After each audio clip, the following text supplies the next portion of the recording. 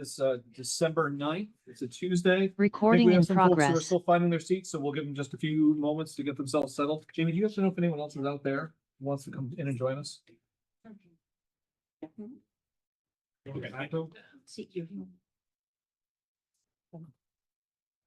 Yeah, quorum. So great. So good evening, everyone. My name is Chris Murphy and I serve as chair of this board. It is billed as a special meeting because we're meeting at a different time than we typically do. But we have the posted agenda. I would entertain a motion, please, to amend the agenda. So under finance, item number 4, we have item B to add. In that, through our vice chair, the National Junior Tennis and Learning of Bennington wishes to donate a full pallet of Super Santa Claus, registered trademark, germicidal disposable wipes for the use of our elementary school. So I would please entertain a motion to add that to item 4 under finance, please. I'll make that motion. Thank you, Jeff. Do we have a second? Thank you. We have a first and a second. Any discussion about adding that to the agenda? Hearing none, all those in favor of amending the agenda as described, please signal by saying aye. Any opposed? Any abstentions? Great. So that passes. So our first posted agenda item is the Pledge of Allegiance. So I invite anyone who cares to say you can join us. Pledge allegiance to the flag of the United States of America and to the republic for which it stands, one nation, God, indivisible, with liberty and justice. Thank you. Brings us to agenda item number 2, public comment, just as a way of not even disclosure, a preamble. For anyone who's been to more than one of these meetings, you will have noticed that I am terrible about not responding to public comment in the way that we ought not to respond to public comment. Tonight is a brand new slate. As is appropriate, the board will not be responding to public comments. The chair will not be responding to public comments. In the past, I felt obliged to reply to offer clarification or correction. So even in the event, if anything happens to be said this evening in public comment that is not accurate, there will still be no kind of response at all. So it feels terribly rude on my part to not answer a question when directly asked, but that is what it's going to be tonight. So please don't read anything more into it other than public comment is precisely that. It's not question and answer. It's just for comment. So if you choose to have a say in public comment, please stand up, tell us your name and the town in which you live, please. I live in Shaftesbury, Vermont. And I'm going to, hi everyone. I'm gonna read a letter we wrote 48 hours ago and have over 100 signatures signed on to. Community statement of support regarding the SVUESD Pledge of Allegiance Directive. We, the undersigned, would like to share with the board our strong support for the directive adopted by the SVUESD last fall regarding the recitation of the Pledge of Allegiance in the elementary schools in our district. This directive provides the opportunity for any student who wishes to recite the pledge at school to do so before classes begin. We are residents of the towns that make up the SVUESD, whether as parents, teachers, caregivers, or community members. We all have a vested interest in the educational practices of our local schools. We believe that learning about the flag, the pledge, and civics is a vital part of a well-rounded public education. At the same time, we also believe firmly in ensuring that students who, for any reason, choose not to recite the pledge have the space and freedom to refrain without pressure, stigma, or disruption to their school day.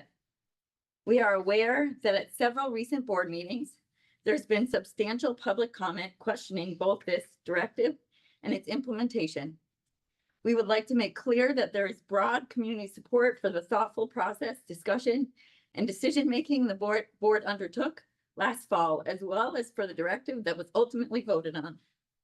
We recognize the diverse opinions this issue raises and the challenges of crafting a solution that respects the needs and rights of all students and families. The adopted directive does this by ensuring that any student who wishes to recite the pledge within the school setting is able to do so. The SVUESD directive includes the following components. Daily recitation. All students will have the opportunity to recite the pledge every school day. Location and timing.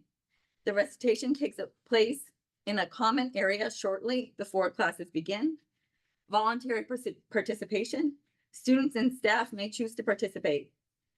Consistency across schools. The board adopted this practice to ensure a district-wide uniform approach.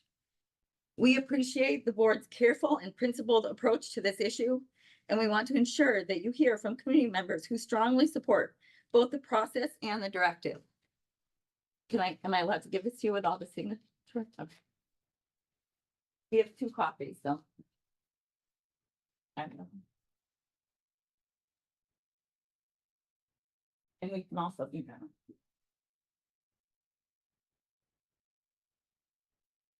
Thank you. Yes, please. Michael Gardner, Shasberry. I'll reserve my comments on the issue for the pledge for when it's actually listed in the agenda. But I had 2 other things I'd like to bring up. One, I know we have a lot of budgetary constraints. As a parent that has a daughter that's now in middle school but was in elementary school, I think it would be really worthwhile, even if it was done among all the different schools, to look at potential busing options for GISP. It's a great program, and they're really struggling with volunteers. So I know we all have some really serious budget issues to discuss, but it's something that gets kids out and away from their phones. And I think it's really integral in how they develop as young adults. The second thing is just a public comment. Having watched the board meeting online, I was really disappointed at the censure of a non-resident. The board, under your own policies, has the right to allow someone that doesn't live in our district to speak. And I thought that was a clear violation of their rights, because I also would view, and I think an attorney would argue, that they are an interested party. So I would encourage the board to be more open-minded to that as you move forward.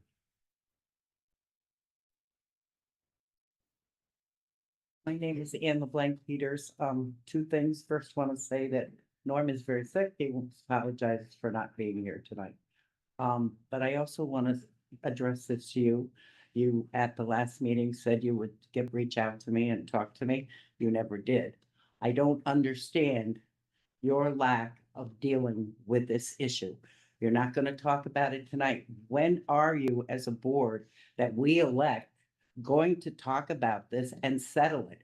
This has gone on way too long. There's no excuse for this, you know? And you live in the United States. Aren't you proud of where you live?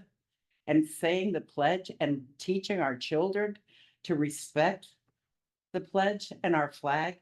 It's important, but you don't deal with this. Now you're saying again tonight, you're not going to talk about this. The board's not going to talk about it. When are you going to talk about it?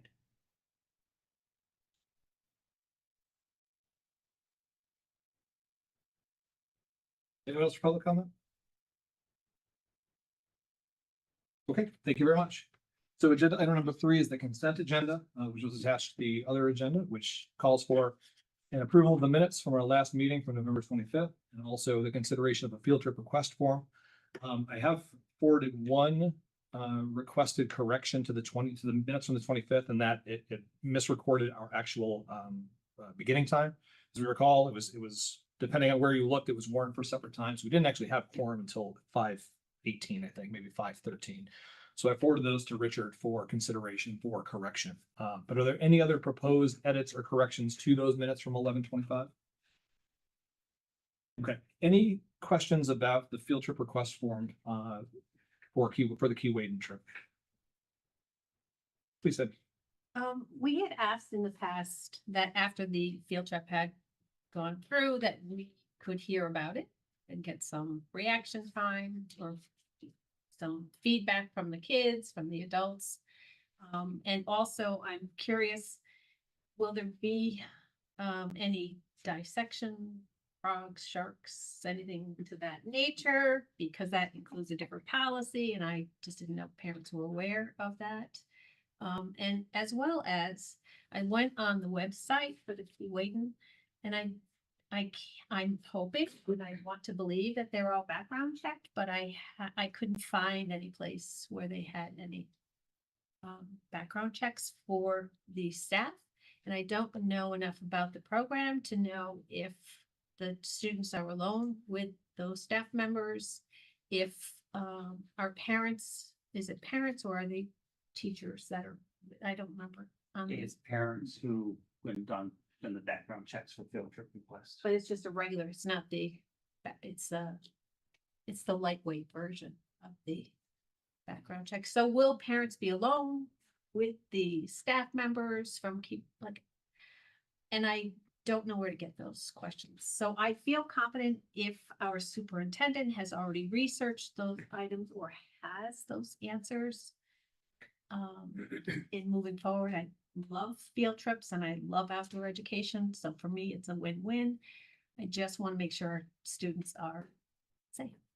So let's do this. I'm gonna sort of bisect the consent agenda. So let's begin with, because there were no other proposed changes to the minutes. I would entertain a motion to accept the minutes from November 25th with the correction that I noted earlier. So moved. Thanks, Glenn. Do we have a second on that, please? Second. Thank you, Jeff. Any discussion on approving those minutes before we get into the field trip? Okay, hearing none, all those in favor of approving the minutes from 11:25, please signify by saying aye. Aye. Any opposed? Any abstentions? Okay, so that passes. When it comes to the item 6 and the key weight, our folks, I mean, I think we can do one of two things. We can table this and we can ask for some clarity around those questions that you raised, Andy, or we can just make a motion to approve this request. I don't know, let me just look at it again briefly. I don't see that there was necessarily a quick time crunch on this when they need our request, or when they need our approval rather. It would, the soonest we'd be able to approve it would be on January 13th. Just taking a quick look at this and see if there is a near deadline. I don't see one. So I think this is the quickest I ever got to this one. I think I think we approved this in May. Okay. So I think I'd make the motion to table it till next. But in the meantime, the request for information. Yeah. Are there any other questions or areas of clarity that we're hoping to see, that any board members hoping to see around this field trip request form? So just so I have it clear, and Superintendent Payne, I'm hoping you can bring this message back to I have 3 items. Ms. McGuire and Mr. Minor, please. Sandy, would you reiterate those, please? background checks for the staff at King Wayton. Whether they'll be alone with students or will there always be an adult, either a parent or a teacher in that group? I'm like 99.99% sure that this office has background checked the people who are listed. I feel confident about that. I just want to make sure that it's safe for our students when they're there. Also to determine if there is any type of dissection of any kind. Is there typically dissection? Well, there was a nature's classroom. Okay. And that it's a different outdoor education program. But there's a policy that allows parents to opt out if they feel that it's not something they want to go to. I think my kid was there was no dissection because I've heard about it. You would have? I would have heard about it. Well, sometimes there are choice times and I don't know enough about it, so Okay. I would like to. Okay.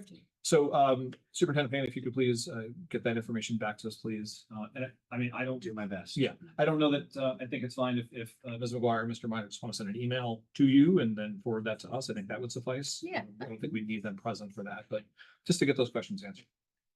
So try to make the motion to post this field trip request until the next meeting. Yep. I'll make the motion.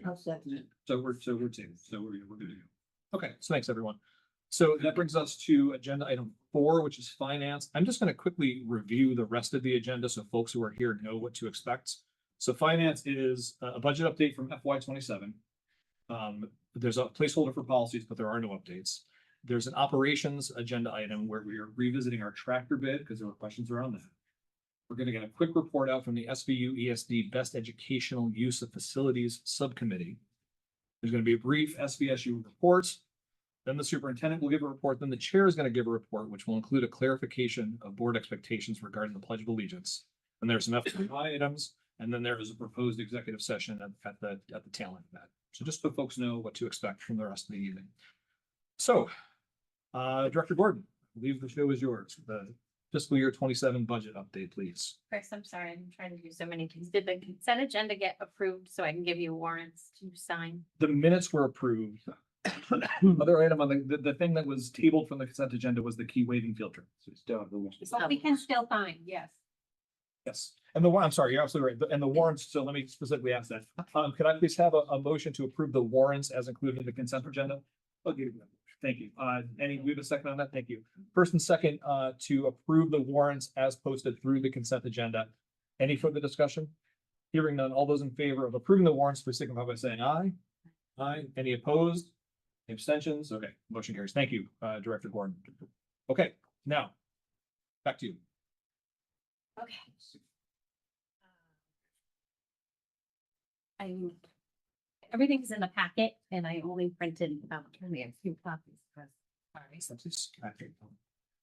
So draft 2, we do have some updates from the version that we saw a week or 2 ago, I guess it is now. As I had mentioned, BHI had sent us a notice about our dental rates possibly increasing, well, staying flat at 0 or increasing up to 15%. We did get notice that our rates are going up 8%. So that has been factored into this draft. We continue to do a review of our staffing and benefit elections. So we have made some changes accordingly there. The Vermont Municipal Employees Retirement System will be increasing by a 0.25% contribution rate for both G participants and the employer. So that has been factored into this. And most notably are the assessments. So these assessments are included based on draft 2 of the SVSU budget, which will be going before that board next Tuesday, with the long-term weighted average daily membership version, preliminary version 2. So those assessments are essentially proportioned out by the long-term weighted average daily membership of the SU.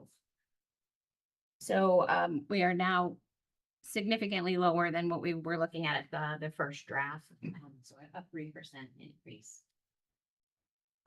Also wanted to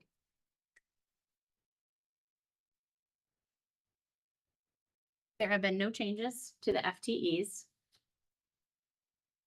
So this remains as we had presented it with draft 1. There are a few asks.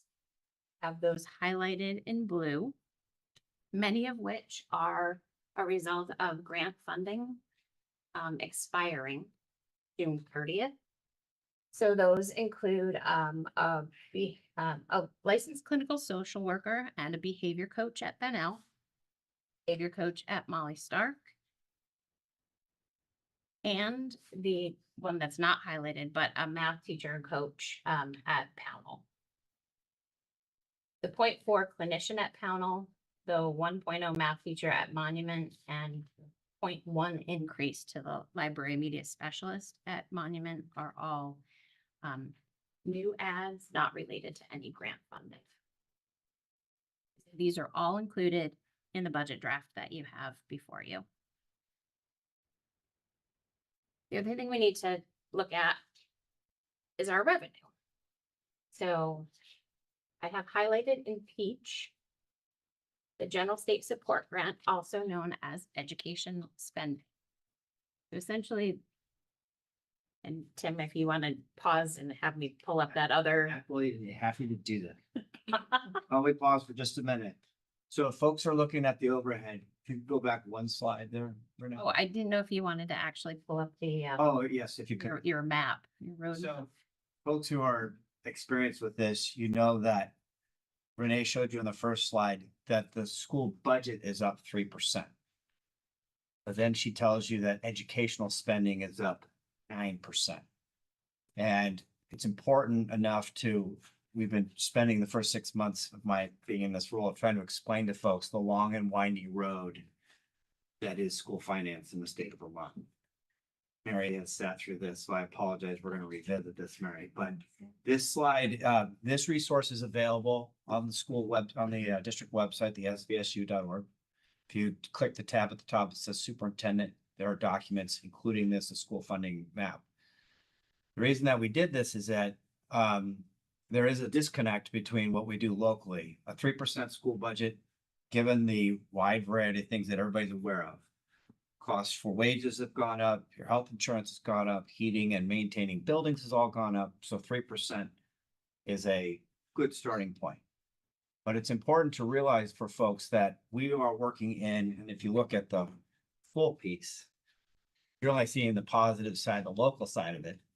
What happens on this side is where we are right now. We develop a budget, we share it with our boards. The boards eventually will say we can support that. We put it to the vote, and citizens of our communities vote yes or no on our budget, which we hope they do. You then cross over to the other side of the lane because in the state of Vermont, by law, if we as a community approve our budget, the state of Vermont has to pay that. However, in the unique system that is Vermont, we determine and approve a budget, and then we figure out how to pay for it. Okay. I don't know if you run your household like that. I personally can't afford to. But what happens to that 3% that we are showing you of your expenses going up is accurate. That's how much it's going to cost to pay teachers, to light the bill, to transport kids. But what happens is you have a couple of things working against you, which is what Renee is going to talk about. And I want to be clear, this is statewide. This is not an SU only situation. We all have fewer kids going to school.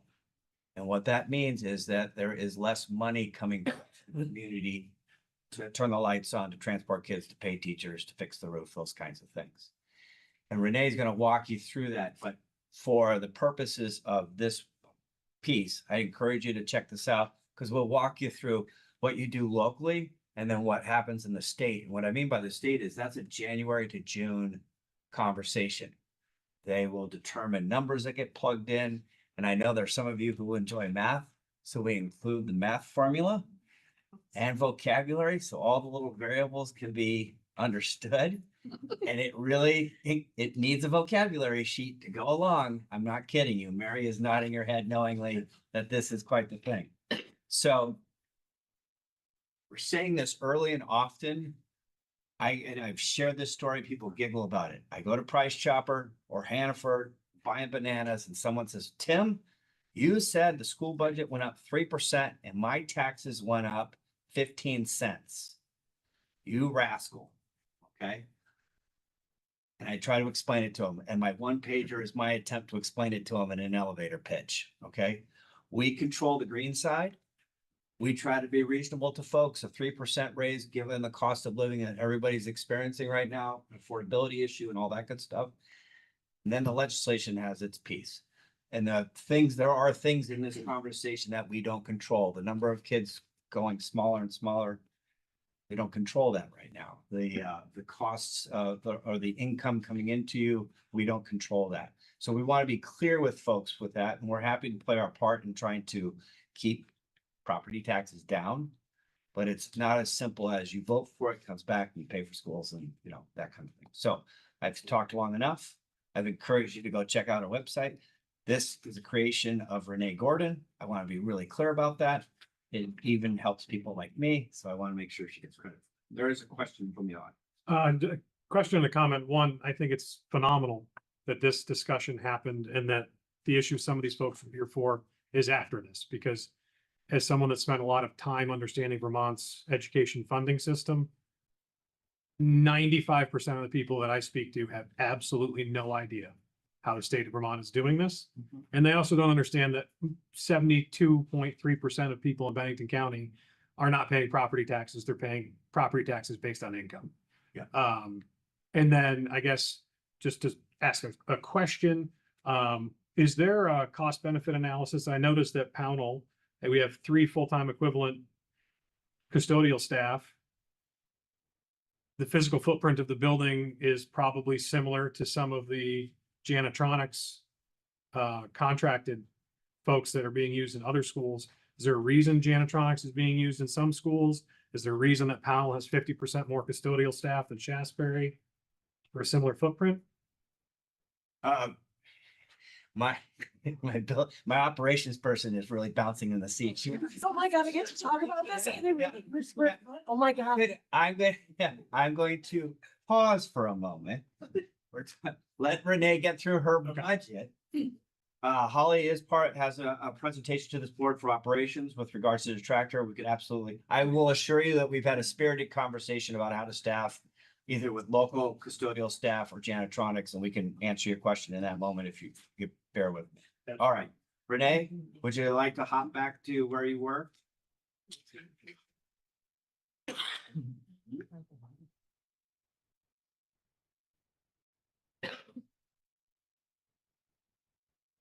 So before I rudely interrupted Renee, she was showing you this slide. And again, the blue line at the bottom that is the far right corner is where most folks rush to. What's the percentage? That's 3% more on your school budget. That's to pay the bills. What ed spending is in peach, and that is a combination of math. It's your budget plus any income that you might have. And what you'll see is the cost of that is up 9%, almost 10%. Okay. And again, fewer kids, it may be the fact that you can't raise money on local property at the rate that you'd hope to. So you have to raise more taxes. We will explain that in just a bit, but I just want folks to see the disconnect. Those two numbers are not the same.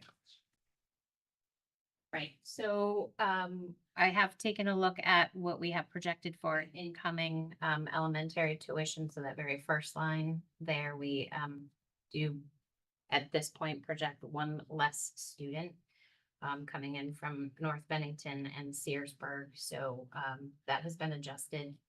Still being somewhat conservative on the interest, as we know that the rates are coming down.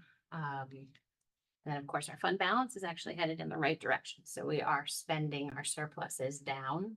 But as you can see, having that number go down is really offsetting, pushing the demand that we are asking for from the ed fund, which again is that highlighted in peach. General state support grant, also known as education spending, that potentially at this point, with this budget as it is before you, is a 9.9% increase. So the next part of kind of the crazy roadmap, we have to look at what our student counts are. So this is just the average daily membership trends for, what I have here for you is the Southwest Vermont Union Elementary School District, so this board, along with Mount Anthony. So altogether, this is serving our pre-K to 12 students. So tax rates for all of our towns within these unions are blended between these two school districts. So we kind of have to look at them and consider them together, even though the boards are completely separate. So as you can see, those counts are trending downward. So average daily membership, with a glossary that you need for education, is the count of students that are enrolled attending our schools from days 11 to 30 each school year. That is average daily membership. And then just to share, it's happening in other districts within our SU as well. Sandgate is a little bit of an anomaly. They are a non-operating K-12 district. North Bennington is a non-operating K-6 district. But Arlington, in the upper left-hand corner, is an operating K-12 district. So for the most part, as is with the state, trends are downward. So if we look at SVUESD and Mount Anthony together, we saw the expenditure budget, $34.1 million, up 3%. I have Mount Anthony labeled as preliminary because that board hasn't even seen their budget yet. But the draft that I have prepared at this point is 37.8 million, up 6.2%. We look at education spending, so the amount of money that we need from the education fund to support our budgets. As we just saw with SVUESD, up 9.9%. The preliminary Mount Anthony number is up 11.8%. So when we look at that with our ADM, which calculation to get to our tax rates, you have to take your long-term weighted average daily membership and divide that into your education spending. But just looking at our long-term weighted average daily membership numbers, you can see that these are a decrease from the current year to next year. So What is the difference between long-term weighted average daily membership and average daily membership? So the ADM, which we just saw the two graphs of, you take those numbers over the past 2 years, average them together. And then there are a series of weights that are added to that. Weights for grade level, weights for poverty, weights for English learners, weights for sparsity, and we don't actually have any schools within our district that get weights for small schools. So that, along with state place students, all factor into what our long-term weighted average daily membership is. So the version that I have here is preliminary version 2, although I did look today and there have been 3 more versions that have come out in the last 7 days. So it's a continual moving target, so it's constantly changing. And then just another thing to note is that the budgets, both the UED and Mount Anthony do include the SU budget. I think I already mentioned that, but it is up 2.5%. So what does this mean? Means this is what our tax rates are going to look like compared to this year. These are the differences. And those are the percentages. So that difference across the board, let's just pick Bennington. If your home was valued at $100,000, your tax bill would be going up $297.80. But our budget's only going up 3%. So you can see how confusing this is, right? So our administrators have tried to really do a good job with putting a budget together, but there's all of these other factors that come into play that get us to the tax rate that folks see on their bill. And just we're gonna One other thing I would add in that, again, the budget building process in Vermont, one, is somewhat unique. You'll hear the governor and the legislature talking more and more about a foundational formula. We won't bore you with that tonight, but more than 30 states in the union use a foundational formula. Vermont's is somewhat unique. We go through the process, we vet it with our communities to sign off on it, and then it goes, and then the state of Vermont figures out how to pay its bills. And so there, when I push the math, you can walk through it. And what's interesting for the first observer is there are numbers that will be plugged into this that have yet to be determined. Okay. So you're building a budget, presenting it to your community hopefully votes for it, shows of good faith, we want to support schools. And then the legislature is going to have to manipulate the formula, the math problem, to actually figure out what it's going to charge. And what happens is you get to the end of it, and I've lived in Bennington for 20 years, president of Pownell, may pay a different rate than my former neighbor, Mary, who lives in Bennington. And that's confusing to folks too. And that's based on the grand list in your community and how much money you can raise on the value of your property. And so again, I just want to communicate to folks, we hear the frustration. The piece that we can control is to come to you what we think is a responsible to run schools. 3 to 6%, given the current economic conditions of our communities, is a good starting spot. And I want to talk just briefly, because we had a conversation today. If we pulled out all of the asks, is that what we asked, Renee? We gave a scenario for the consideration. I might be jumping ahead. Feel free to tell me this. No, that's okay. I just wanted, this is the sheet that board members are probably used to seeing, and I just figured it's easier to digest lesser amounts of money. So this is in the packet. This is the actual calculation of how I got to those tax rates based on the budgets and the different towns and the CLAs and all of that. And I'm happy to go into that level of detail, but I'm sure he actually really wants me to do that. So that being said, this again is in the packet if you're curious how it all kind of factors together. So I did take a look at a couple of different things. Oftentimes when we are faced with significant potential tax increases, board members say, how much is a penny worth? So it's somewhat challenging with the SVUESD and Mount Anthony because you both have a part to play.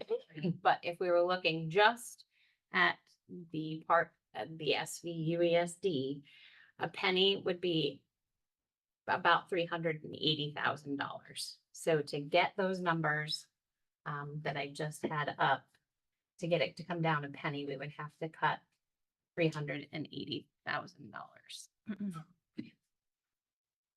If we were to completely eliminate our increase in education spending, so if we were going to level fund what we were asking for from the education fund, which is $2.8 million, between the 4 towns in the SVUESD, we would still be looking at a tax increase of between 10 cents and 22 cents. Again, this is just the UED. So Mount Anthony does have a part to play. But just to give you a sense of the gravity of what's happening with the student population decline and our CLAs, that's what we're going to be faced with. One last thing for folks to consider. Last year, the legislature and the governor faced a similar situation, and they chose an option of what is called a buy down. So they took money from other pots of money, 120 million. It's 118, I think. And that was put in place last year to lessen the blow on the increases of taxes. It's a good short-term solution, but everybody knew very full well that what happens is you dig a bigger hole for the following year. And that is what we are now finding ourselves in. How deep, your knees, your waist, I don't really know, but it creates a deficit for the next year in which to raise money out of. So I have heard elected officials talking that, oh, we're going to do a buy down again this year. That's not a long-term strategy. I can't imagine that Montpelier will find $125 million laying around on a yearly basis to soften the blow on taxes. So I've already had people in the community asking, hey, are they going to buy down the taxes again? I've heard folks say yes, and I've heard folks say no. That is what the legislative process is for, to hammer that out. But I would not count on that as a 10-year plan. And I feel like I am sowing darkness wherever we go for this evening. We had a meeting earlier this week, or earlier today with the building principals, and I told them, you did a fair, honest attempt to say, this is what it's going to cost to run schools next year. A 3 to 6% raise given the current climate. But we did share the same information with them. Look, you should know this when your community stops you and says, I don't understand. Mary and I have had this conversation. Oh, you said 3%, Tim, and I'm paying 15%, 15 cents more on the $100. What in the world is going on here? So, Renee, I cut you off. I apologize. No, that's okay. Just a couple other things for the board contextually. So those FTEs that have budgetary impacts, I had those highlighted on the FTE page. Those total about $480,000. If we factor in that one additional FTE, which is currently going to be budget neutral because there's a vacancy right now, so we were just going to repurpose that. If that were to be pulled out, it would be about $588,000 that we would be able to reduce. So it's not going to move the needle a whole lot, but just to give you some context of what you're looking at in terms of what those additional FTEs are. And does that include the FTEs that are the title funded positions that were federally funded that we now have to do as locally funded? That's what most of those are, but it's the Title I school improvement or those comprehensive supports grants. Yeah. For We're not getting those anymore. those so 3 that goes schools, back. that's not the other title funding that doesn't take into Renee, positions. oh, sorry, I don't mean to interrupt, but have we received the impact aid revenue yet for this academic year? I don't know if it's the budget, if if we it's- don't have it as in there. I would, you don't have actuals for FY 26 on here. It's only FY 25. So it's the budget of 20. Oh, But have you received the impact aid revenue for this academic year? I would have to look at the receipts. I know that the application is just opened for next year. And you're anticipating it to go down? Yes. There was a shift, a couple of, you can see, and actually I can pull this up for folks actually, so we can be looking at the same thing together. Is forest revenue right above it?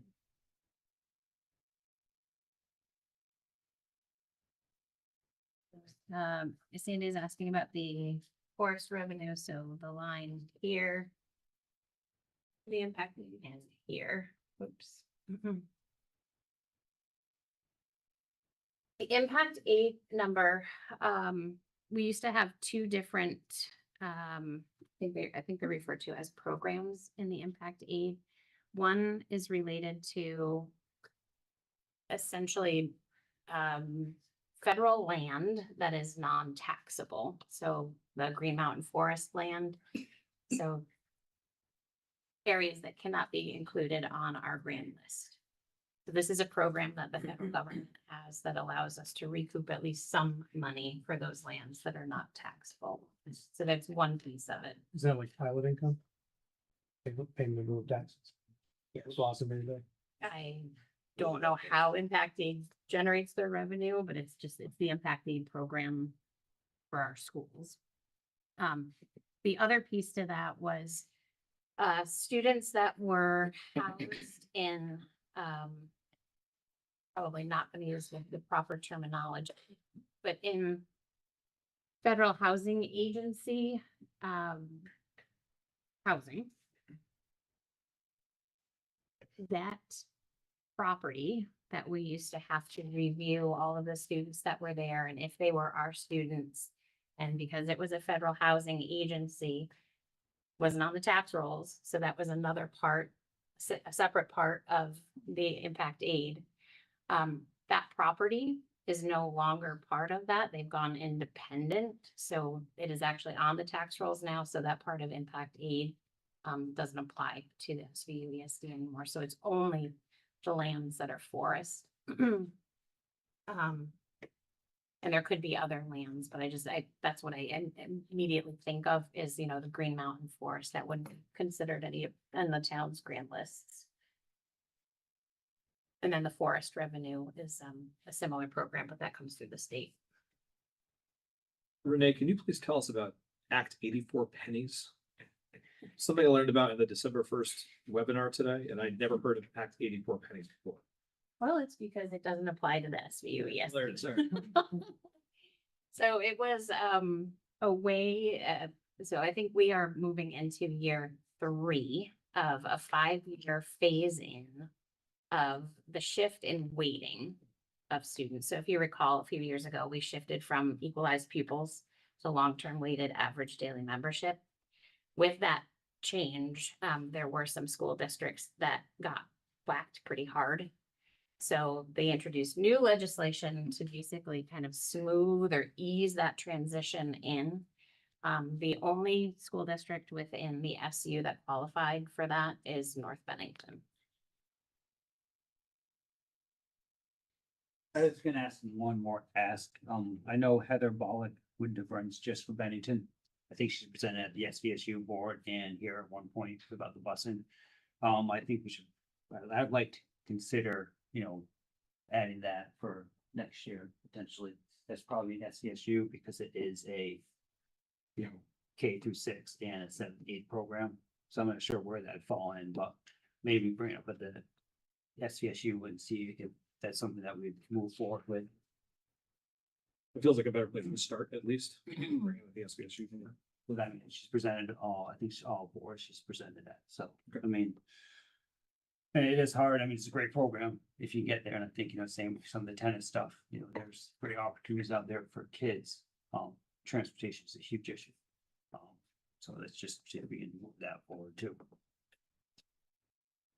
Also, Chris, fair to share that the state is equally as messy with their calculations, because I was on the same webinar today, and I mean, they're playing their own game of, I don't want to use the word rob, but ask Peter to play with Paul, to play with Mary, to come up with a funding source. And I mean, they talk about everything from, meals tax, rooms tax, and the ways that they're creatively looking to fund this without a definitive number mirror what goes on here. It's not just us. Renee, could you talk a little bit about the investment earnings and the difference between the actual from 25 and your budget for 26?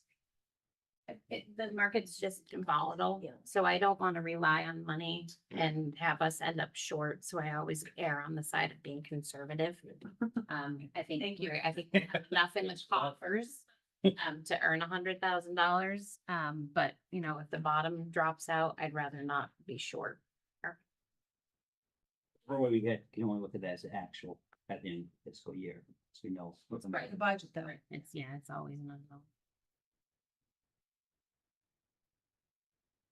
Any other questions? Or requests for clarity for Director Gordon? Maybe a hope for the next time. I know that we're not ready quite yet, but if there on agenda number 7 is a change of the educational use of facilities, does that also change our budget? And do we need to do side-by-side budgets to cover, what could happen or what will happen, or that what if piece of this? Sorry, Renee, do not mean to add to your plate in any way. Oh, I've already run the numbers. Do you want to know what? No. Thank you for anticipating this. It's just, if there are options out there, what will happen? And it's another future, little bit of a different investment. Again, I think I was erring on the side of being conservative and keeping, $70,000 in the budget to keep the lights on and heat on in Woodford. So if the electorate were to vote in support to close that school, that would save on this budget draft about $520,000. I would also ask that our superintendent once again meet with the administrators or teachers or whoever it is to make sure that we are funding what is necessary for all our schools to make them great places to learn. I just would like to have the worst case scenario as well as the best case. So the only other thing I would ask is so if there is more direction of targets that you want us to get to, that would be lovely. And then we'll also need to look at the calendar, because if we can't, I'm not going to sleep if we wait until our next regular meeting in January. I feel like we've got a lot of work to do between now and then. So just to give us a target. And So we'll start. Renee and I also sat in the webinar today. Seems like lots of folks sat into the webinar today. The December 1 letter, which folks may have read about in the paper, the governor and various officials have jumped on that quickly to share their expectations. But there were questions generated at the end of that webinar that said, as far as board direction to self and Renee, we want you to go back and we want you to look at taking this percentage down to this, or we want you to, whether it be a budget number or the ed spending number that you want us to meet or not. We're just looking for some direction as we go. And I do agree with Renee. 2 meetings is probably going to be necessary in January, which should be entertaining as we're going to do this for a couple of other boards. So we may run out of meetings, but we can be creative. So Director Gordon, if we were not to have the 3% increase in what we're asking, would that just lop 3% off the education spending percentage? It just flat, that just only gonna take 3% off, so instead of 9.9, Mhm. 6.9. I mean, I don't. That may seem like an obvious question to ask, but as the superintendent so clearly outlined, like there maybe should be nothing obvious about this process, but I don't know that is good for our schools necessarily, but it is at least one thing to look at. 3% would be almost $1 million too. So, Yeah, I don't like that idea, but it is, something to talk about at least. I didn't want to forget it, Sandy. I think, yes, whatever comes out of the recommendations from the Best Educational Use Committee will be helpful for us to know. Can't imagine we're going to be able to act on any of those recommendations in time for this year. So then the other piece of this is, in that great act that came down, they had a, classroom size. Mhm. And so the question is, are we funding every school to meet those numbers So we're not. So Woodford is nowhere near what those minimum class sizes are in this budget? in this budget. In this, Ask the question again, please. do we have all that we need to maintain the number of students we have divided by whatever it is, that is the minimum classroom size? Not where are they, but do we have the correct number of teachers? You have the correct number of teachers. Okay. It's different. It's a little bit of a. Yeah, yeah. I mean, so one of the things, Sandy and I were shooting emails back and forth at various points of the day. And, the question was raised, like with a decrease in bodies and student bodies, not the student body, but bodies of students in our schools, what does that eventually mean for teaching staff? What does that mean for non-teaching staff? And I think one of the factors that I don't know that we have the answer to right now that goes into that is, what is the maximum number of students that should be in a classroom, right? So, I mean, certainly we could just say, sure, let's fire 10 teachers. Not that I'm suggesting that, but like somebody could say that. What would that then make of classroom sizes after that? What I was able to find online is that there's a reference, the State Board of Ed adopted a recommendation for a maximum class size. I'm going to say 23, something like that. And so like, if we were going to look at staff reduction, and I'm not suggesting that because I don't think we have nearly enough information to make that suggestion right now. But if we were to look at staff reduction, what would that do to our average classroom size? That's a factor to consider. And I think eventually we will have to do that because eventually our student numbers are going to get so low that we can't possibly maintain the number of staffing that we have right now.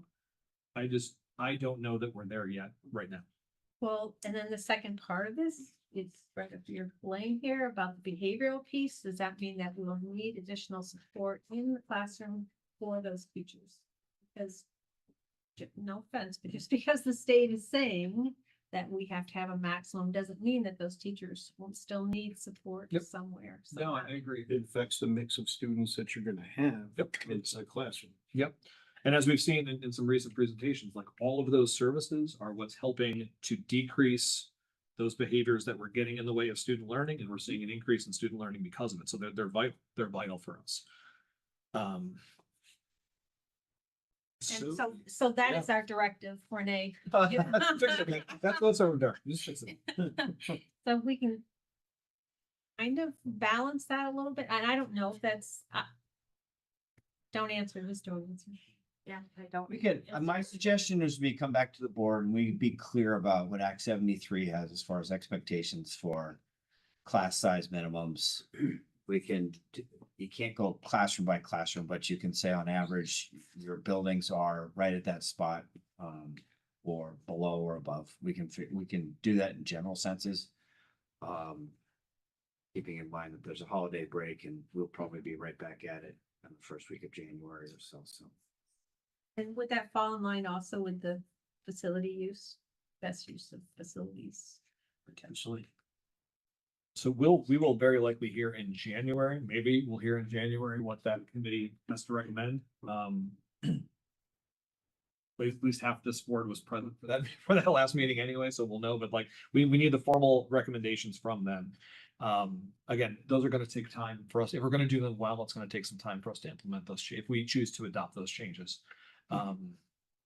And I don't know if this question was asked or just in my head, but in terms of Act 73 and the potential closure of small schools, we would have 3 years before the legislation makes it so that the Agency of Education could come in and tell us to close Woodford. So that's another, again, none of that I don't think helps us right now, but it does maybe help us start to get into view what the next couple of years are going to look like. And it doesn't mean that we don't have another use for that Oh, building. 100%. Right.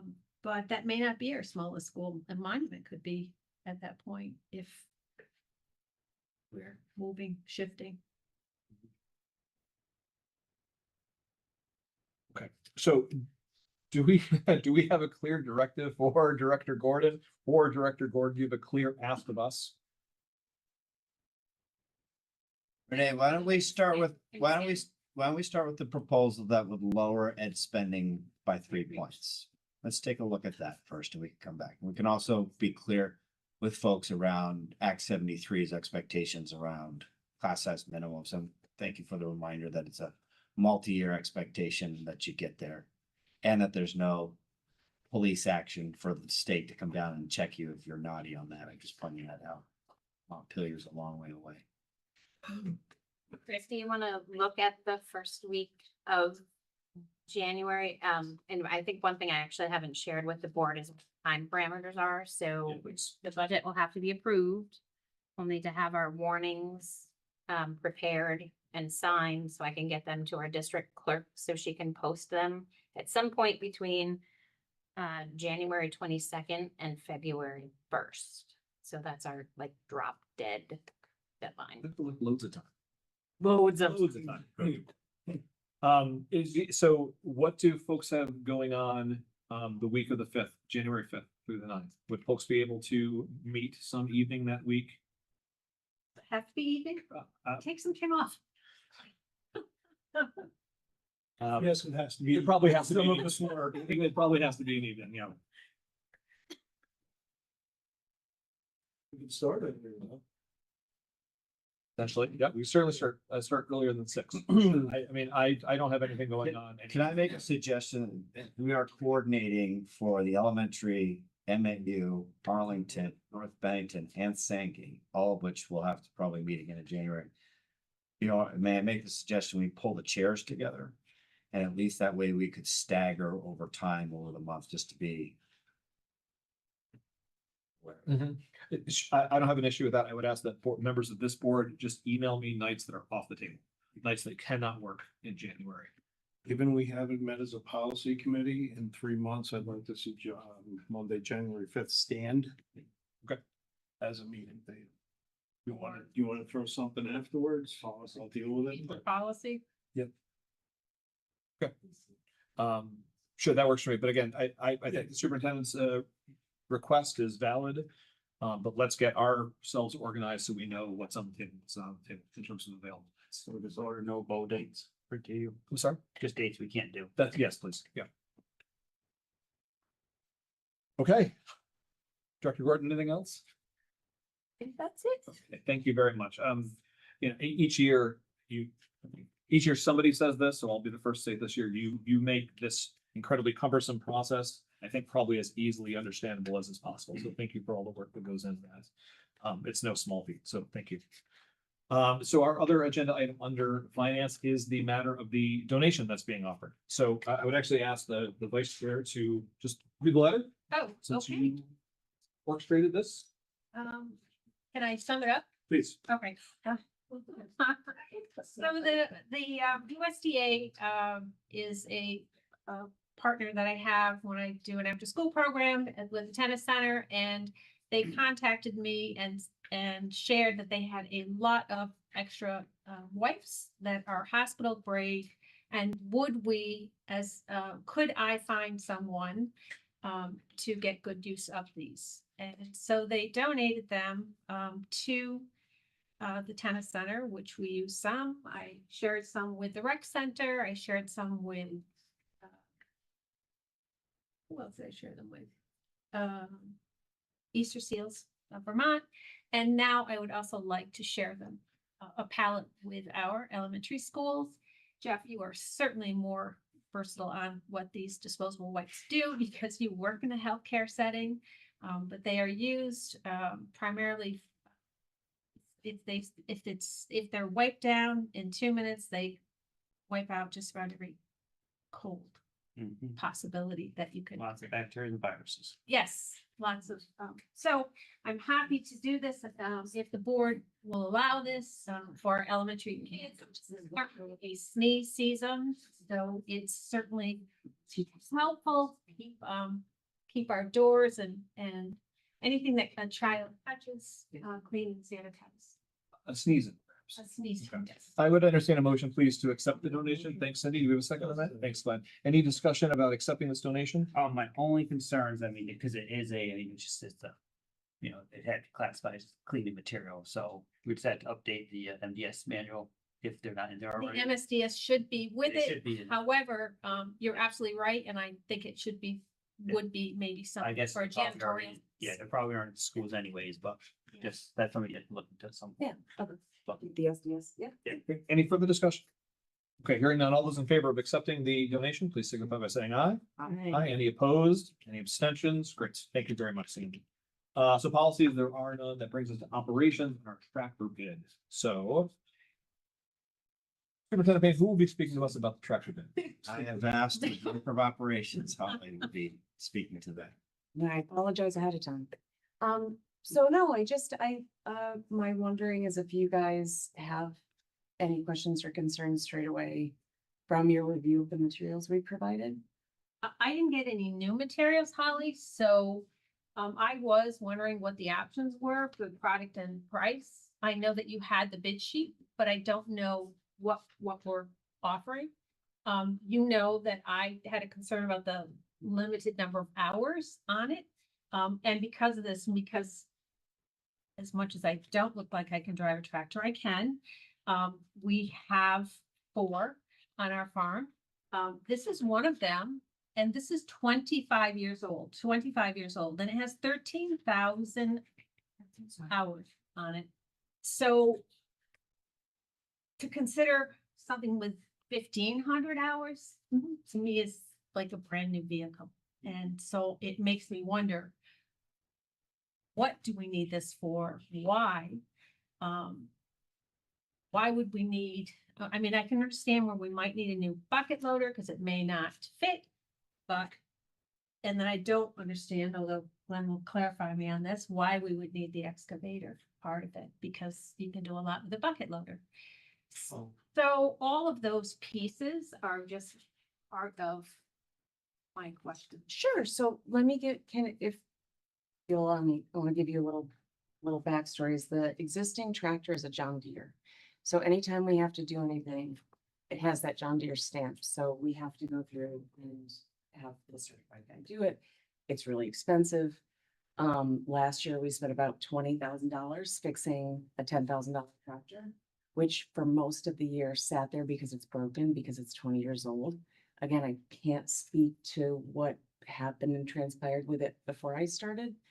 But over the last year, we've put in wood chips all through last summer, wood chips that the guys had to hand because the tractor wasn't working. We have an elementary school that has wood chips.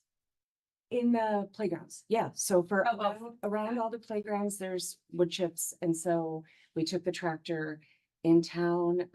We can drive it, it has a municipal plate, so because it's under 30 or 26,000 pounds. So 90% of the time it's in our in-town schools. When it's not, like when we trailer it down to Pownell for when we redid the kickball field. See, I remembered, I got the right word. So they trailer it. We do have the tractor, or we do have the truck. We have flatbed in those instances when we need to transport it. And what was the other question? Hours? Yeah. And all I can tell you is that we started this process 2 years ago. So just for everyone's edification, we went through a big master planning process. So each building, each set of vehicles, each fleet was reviewed and said, hey, like, this building in 20 years, we're gonna need a new roof. It's gonna be $100,000. It's gonna be, so if you look at, because I love construction so much and Construction Specification Institute, like it's all broken down through like finishes, HVAC, different things in buildings, right? The same thing is true for the trucks and tractors and vehicles in that we have a replacement schedule, right? And so we did that whole exercise to help inform every year when we look at the budget to say, you know, should we include a new roof? Should we include the tractors? Been on this for a year and a half. It was on our ask for this time last year when Renee was putting together budgets. So we've gone through the master planning process to identify all the equipment. We've gone through the process now of pulling the information out of that master plan to do individual annual budget years. So we put it on we put this on the budget for last year. It got approved in the budget in March. Since March, it has been in varying degrees of disrepair, so we keep taking a $20,000 investment every year and putting it into a $10,000 tractor that we can't use half the time. It doesn't increase the loading capacity. We can't lift things with the existing tractor. So like when I take the wipes, I'm so excited about the wipes, by the way. All those deliveries at the elementary district, we have to unload by hand because we don't have a tractor big enough. So I'm happy to go over all the bits and pieces and what anyone can, happy to give you all the information. But what we're doing now is letting a John Deere sit and we'll keep putting money into it that's not solving the problem. So I would prefer to be much more fiscally responsible, buy something that fits the need, that we've gone out to public bid, we've asked different vendors, we know that we know what a Kubota is, it's orange. It's the same company though, that just, the Kubota is coming from Salem, John Deere came from Salem, you've had issues, they haven't been able to repair the tractor. I didn't know it was a Kubota because I don't have that listed as, I was gonna ask. oh, thank you, Yeah. but I don't have that listed, so I would like to know what the make and models and full breakdown. Sure, and well, That's like a lot of money. I'm with you. I grew up on a dairy farm, right? I grew up working on family dairy. I can drive a V4. Anyway, Super H's are my favorite. Well, I can't speak to the John Deere, or I'm sorry.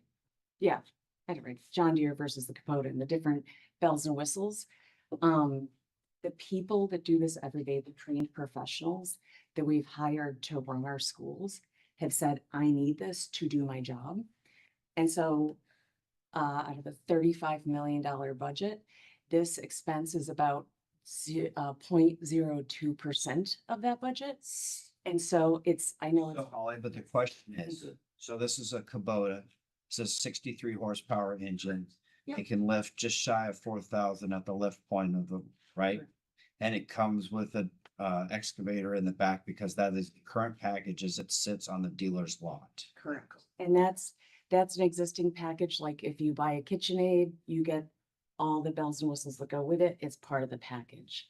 And so this was all out to bid before all the tariffs, all the different changes in things and stuff federally. So, The price could change if we revisit this in the future. correct.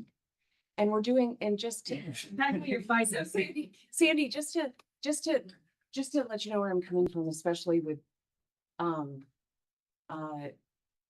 the board tells us what to do, right? And we figure out how to do it. And this is the professionals that use it every day, that understand the day-to-day boots on the ground. This is what they've said they need to fit their need. My turn? Yeah. Yes. Okay. Nuts and bolts. First off, a Kubota is a Cadillac. There are different options out there. Why are we not looking at a Chevy? 63 horse for how much with the trade-in they're gonna take also? How many horsepower? 63? Tim? 63? I think that's, ESP in high school, I'm sorry. Okay. What's the, when we talk about the loading capacity, we're talking about the backhoe, or we're talking about the loader itself? Because you're talking about Bucket loader, lifting, backhoe, yeah. And again, like I'm, but they've elected you to bring this to us, so it's the answers that we're looking for. Yeah. Because I'm looking at a tractor brand that I own right now, that I can buy a 55 horse with a loader for 47,000. sure, and is that a res? That's the Chevy. This is a commercial grade, is yours a commercial grade? They build as commercial. Okay. I'm asking, I'm also, reading in the packet today that we're down to one vendor, one proposal. No, two, I thought. Two. Two. Put it- One back out? So One didn't the, have a backhoe, one had backhoe. That's the reason. And one didn't have Okay. backhoe. it didn't meet their, Got it. it was too big to trailer too. Will the trailer So the- accommodate the new size tractor? Yes, that was part of all their Okay. calculus. Yep. The other piece that the board might not be aware of is this time last year, the town has a salt shed or had a salt shed across from the Molly Star Castle. And they discontinued allowing us to use that, which is totally cool. We coordinated with them and now there's a salt shed on Grand Street, so we have to drive the piece of equipment down there to get the salt. So that's just a change in operation, so you guys know. And that's a bucket that you're using. They use it every day. I don't. I couldn't speak to them. That's a book. Right. Yes. So my next question is, what do we use the excavator for? Well, I'm, and this is, That'll make it easy. this is fine.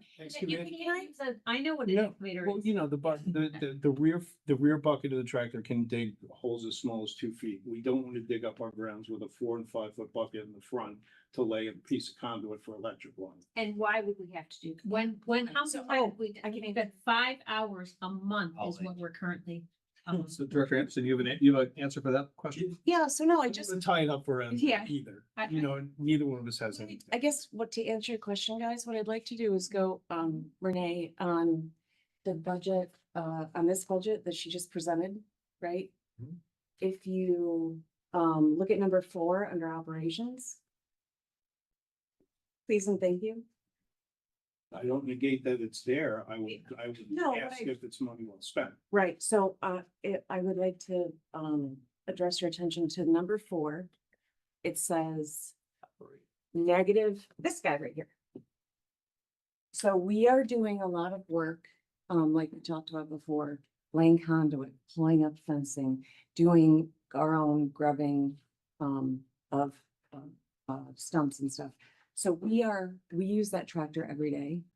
And, as part of a review of all of our operations in the place we're in the economy now where gas is going up, dental is going up, everything is going up.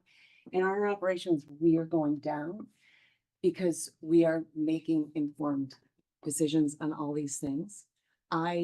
You can quiz me all day. I don't know the answers. This is not what I do on a daily basis, but I will tell you that we do have really smart, trained professionals that we rely on, just like we rely on teachers who are trained professionals, administrators. And I didn't bring the director of the elementary district here, because that's, again, I don't want him to have to go through this process. So, So could we have what you would like us to approve? Could we have the details? Because I have You need a PO. nothing. We have nothing. So Other than- what specific details are you looking? for? Well, I would like to know, go ahead. Everything, Make model? So, okay, that's what I need to know. Yeah, yeah, yeah. Everything. I know I don't look like I can't drive a tractor because I can't.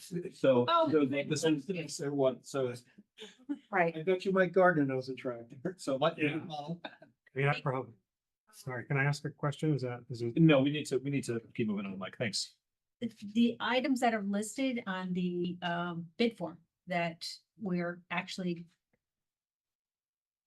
That. I mean, my only concern is if we don't have the right piece of equipment, we're looking at if we are using to do conduit, drainage stuff, we have people who are able to do it, it's subcontracted out to another agency. Yep. That's all gonna have to bid, it's gonna take longer. No, not if it's significantly. No. Well, one emergency billing can wipe out a whole lot of savings, let's be honest. So I mean, is this, the question is it going to be cost effective to have the piece of equipment or subcontract out to, So Director Anderson, could I ask a question? Sure. Would this, what you propose, that we award Salem Farm Supply this bid, would that be placed in danger if we put this off to January so we can get these final details nailed down? That's a great question, it's hard telling out, not knowing, but what I will say is that we will make whatever work, right? We have a broken tractor that doesn't work. MAU has a tractor, we borrow it, we coordinate when they're not using it. It is asking a lot of our staff who are removing snow, removing ice, making sure that our teachers and staff can get in the building safely. They need a tractor that works. So if we don't have a tractor that works, if we have our existing tractor, then we're gonna keep doing the same thing and expect different results. And so I'm happy, Sandy, to provide whatever information you need. But we need a tractor that works to remove snow and we don't have one. So my one concern is the tractor that you currently have, you haven't been able to get repaired. And We there, just spent a lot of money fixing it. and or perhaps people don't know how to use it. Maybe that's why, I don't know why I don't even want to, that's not on my agenda. My concern is, do we want to continue with that same company if we haven't been able to keep this tractor of 20 years in operation? Do you mean the dealer, Sandy? Yeah. Oh, okay, so one is, so the dealer doesn't matter, like if you buy a Chevy or a Ford, right? It can come through the same dealer. So let me, It's the manufacturer, it's not the dealer that's an issue. so let me ask this, does anyone want to make a motion that we award the contract to Salem Farm Supply? We have information in front of us right now. We have a recommendation for some action. Does anyone want to make that motion tonight? Okay. So since there's not a motion on the floor, I think what I would request, Director Anderson, is the information that's on the bid form. Actually, I'm going to back that up. Sandy and Glenn, you two seem to know a lot about tractors. What is it that you would need to know in order to make this, in order to make a motion to approve this? Cost, horsepower, list of included implements and equipment, and the load ranges, what it lifts in the back and what it lifts in the front. Trade value? And I have, Everybody's there already. yeah, trade value is all in the, 13,000, and I believe 1350. that was on the website. I believe that all that information was populated, but perhaps not. I have it right. Part of the board package tonight? I believe so. That's where I saw it. I don't have it. Do you wanna look through this? So here we go. So that's, I'll give this back. So so it's on the second page. It's on page 2 of the bid thing, of the tractor bid. Specifications, dealers are looking for a 4-wheel drive tractor with sealed cab and AC and heat. Engine horsepower in the 60 horsepower range. PTO horsepower in the 45 horsepower range, sure. Front loader capacity in the 4,000 pound lifting range, and bucket loader in back. Haven't seen Oh, do you have the other one? No, because it doesn't have the backhoe. It's null and void. Can the backhoe still be used on another piece of equipment? It's a backhoe, it's not. So with the information that's on page 2 of the bid requests. Now, does someone who can make a motion, wish to make a motion? I'm gonna make a motion. Thank you, Glenn. These folks have been waiting for another agenda. So I want to make sure that the so you are moving that the SVSU Board of Directors award a contract to Salem Farm Supply and authorize expenditures from the current general fund of $66,160 to cover the tractor correct purchase. I have a first. Do we have a second on that, please? Thank you, Jeff. First and second, any further discussion? Hearing none. All right, so all those in favor of the motion on the floor, which is to award this bid to Salem Farm Supply in the amount specified, please signify by saying aye. Aye. All right, that's 3. All those opposed? I, We have 3, so we have a tie. Well, Jesus, I don't know what to do. It's been tried. Okay, so. Yep, motion fails. So, Director Anderson, if you and Mr. Scolari, want to come together with some additional information to bring before the board, maybe in response to some of the points requested tonight, we will absolutely make sure that it is placed on the agenda in January. Sure, and I would really, I'm happy to do that. What I would request is, because all the questions are supposed to go through the board. Let us know what questions you have. I will happily answer them and get you information to synthesize. So we'll move right there. Okay, what I would offer, and I know you guys already voted, and I don't know where Robert's Rules goes from here, but we're leaving the staff right now at Bennington, the elementary district, without a functional way to move large quantities of snow in December. Right, so, May do up till this point. yep, we absolutely have, because we're gonna make it safe for kids, right? But instead of using tools and technology to make it easier, we're hand shoveling and we're asking a 72-year-old man at Monument Elementary to shovel snow and to remove ice, right? Instead of providing the right piece of. Avoiding the weapon. Yeah. Oh, yeah. So, moving on to our next agenda item, which is a quick report, please, from the SVUESD Best Educational Use of Facilities. And Jennifer Glenn, I'll leave it to you two to do out who's going to talk to us about it. We met again tonight. There are 4 options. One option we did was the committee meeting. The 2 options we are going to move forward and kind of look at with the board is to consider closing the Woodford Elementary School and distribute those students to 5 elementaries. There are some pieces of what to talk about.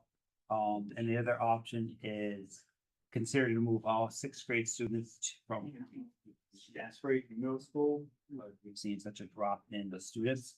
So what, start talking about that probably sometime after budget season. Okay.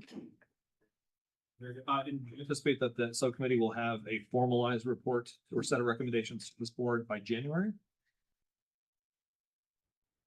Just talked about. Yeah, talk about it. I think those are the 2 motions we're moving forward with. Okay, So, great.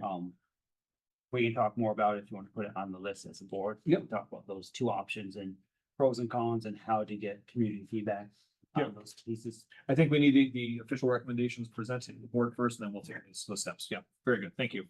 Item number 9, superintendent's reports. Superintendent Payne. Just 2 quick things. One, last meeting on the 25th, I introduced the interim assistant superintendent, Beth Orge. I just wanted to provide an additional update to this board that Taylor Robertson has agreed to serve as the acting principal of Pownell. He's been at Pownell since 2011. He's been a 12-year teacher there. He became assistant principal in 2023. He also served as co-acting principal at Benel for a short period of time in 2022. So I appreciate Taylor stepping in as Beth is the interim assistant superintendent. Great. And is it accurate to say that the assignment of principals and assistant principals is the purview of the superintendent on the contract? Yes, there is precedent for that. There's been precedent at the elementary level as well. In 2018, co-principals at Molly Stark. And in 2022, again, Taylor and Ben Brownell served as co-principals at Bennington Elementary. One quick question. Sure. Is there someone to help out as an assistant principal? At Pownell, Yeah. there is. So Brent Kipp, who was here for the building use discussion, he's been designated as teacher in charge. He does have an administrative license through Castleton. Great. Any questions for our superintendent? Okay. So that comes to the chair's report. I had one quick question. Under that purview, When I asked for it's for the board, because this is not a floor meeting, because this is not question and answered options, the question was actually to the other board members if there are any questions for the superintendent. So I appreciate your understanding that the public comment section at the beginning is the opportunity for members of the public to have their voice and to pose questions if they want it to be answered. But we have to limit the back and forth of those who are in attendance with the board. I understand, and you've very successfully done that. Thank you. Thank you for once. We'll see. Okay. Any board members have any questions for our superintendent before we move on? Okay, so that brings us to the chair report. And as the posted agenda notices, part of this will be a statement of clarification about the expectation regarding the Pledge of Allegiance. I think in order to best do that, I would like to take a moment to remind ourselves how we got here to this point. So in late September 2024, there was a request for accommodation for a student to not be present for the recitation of the pledge.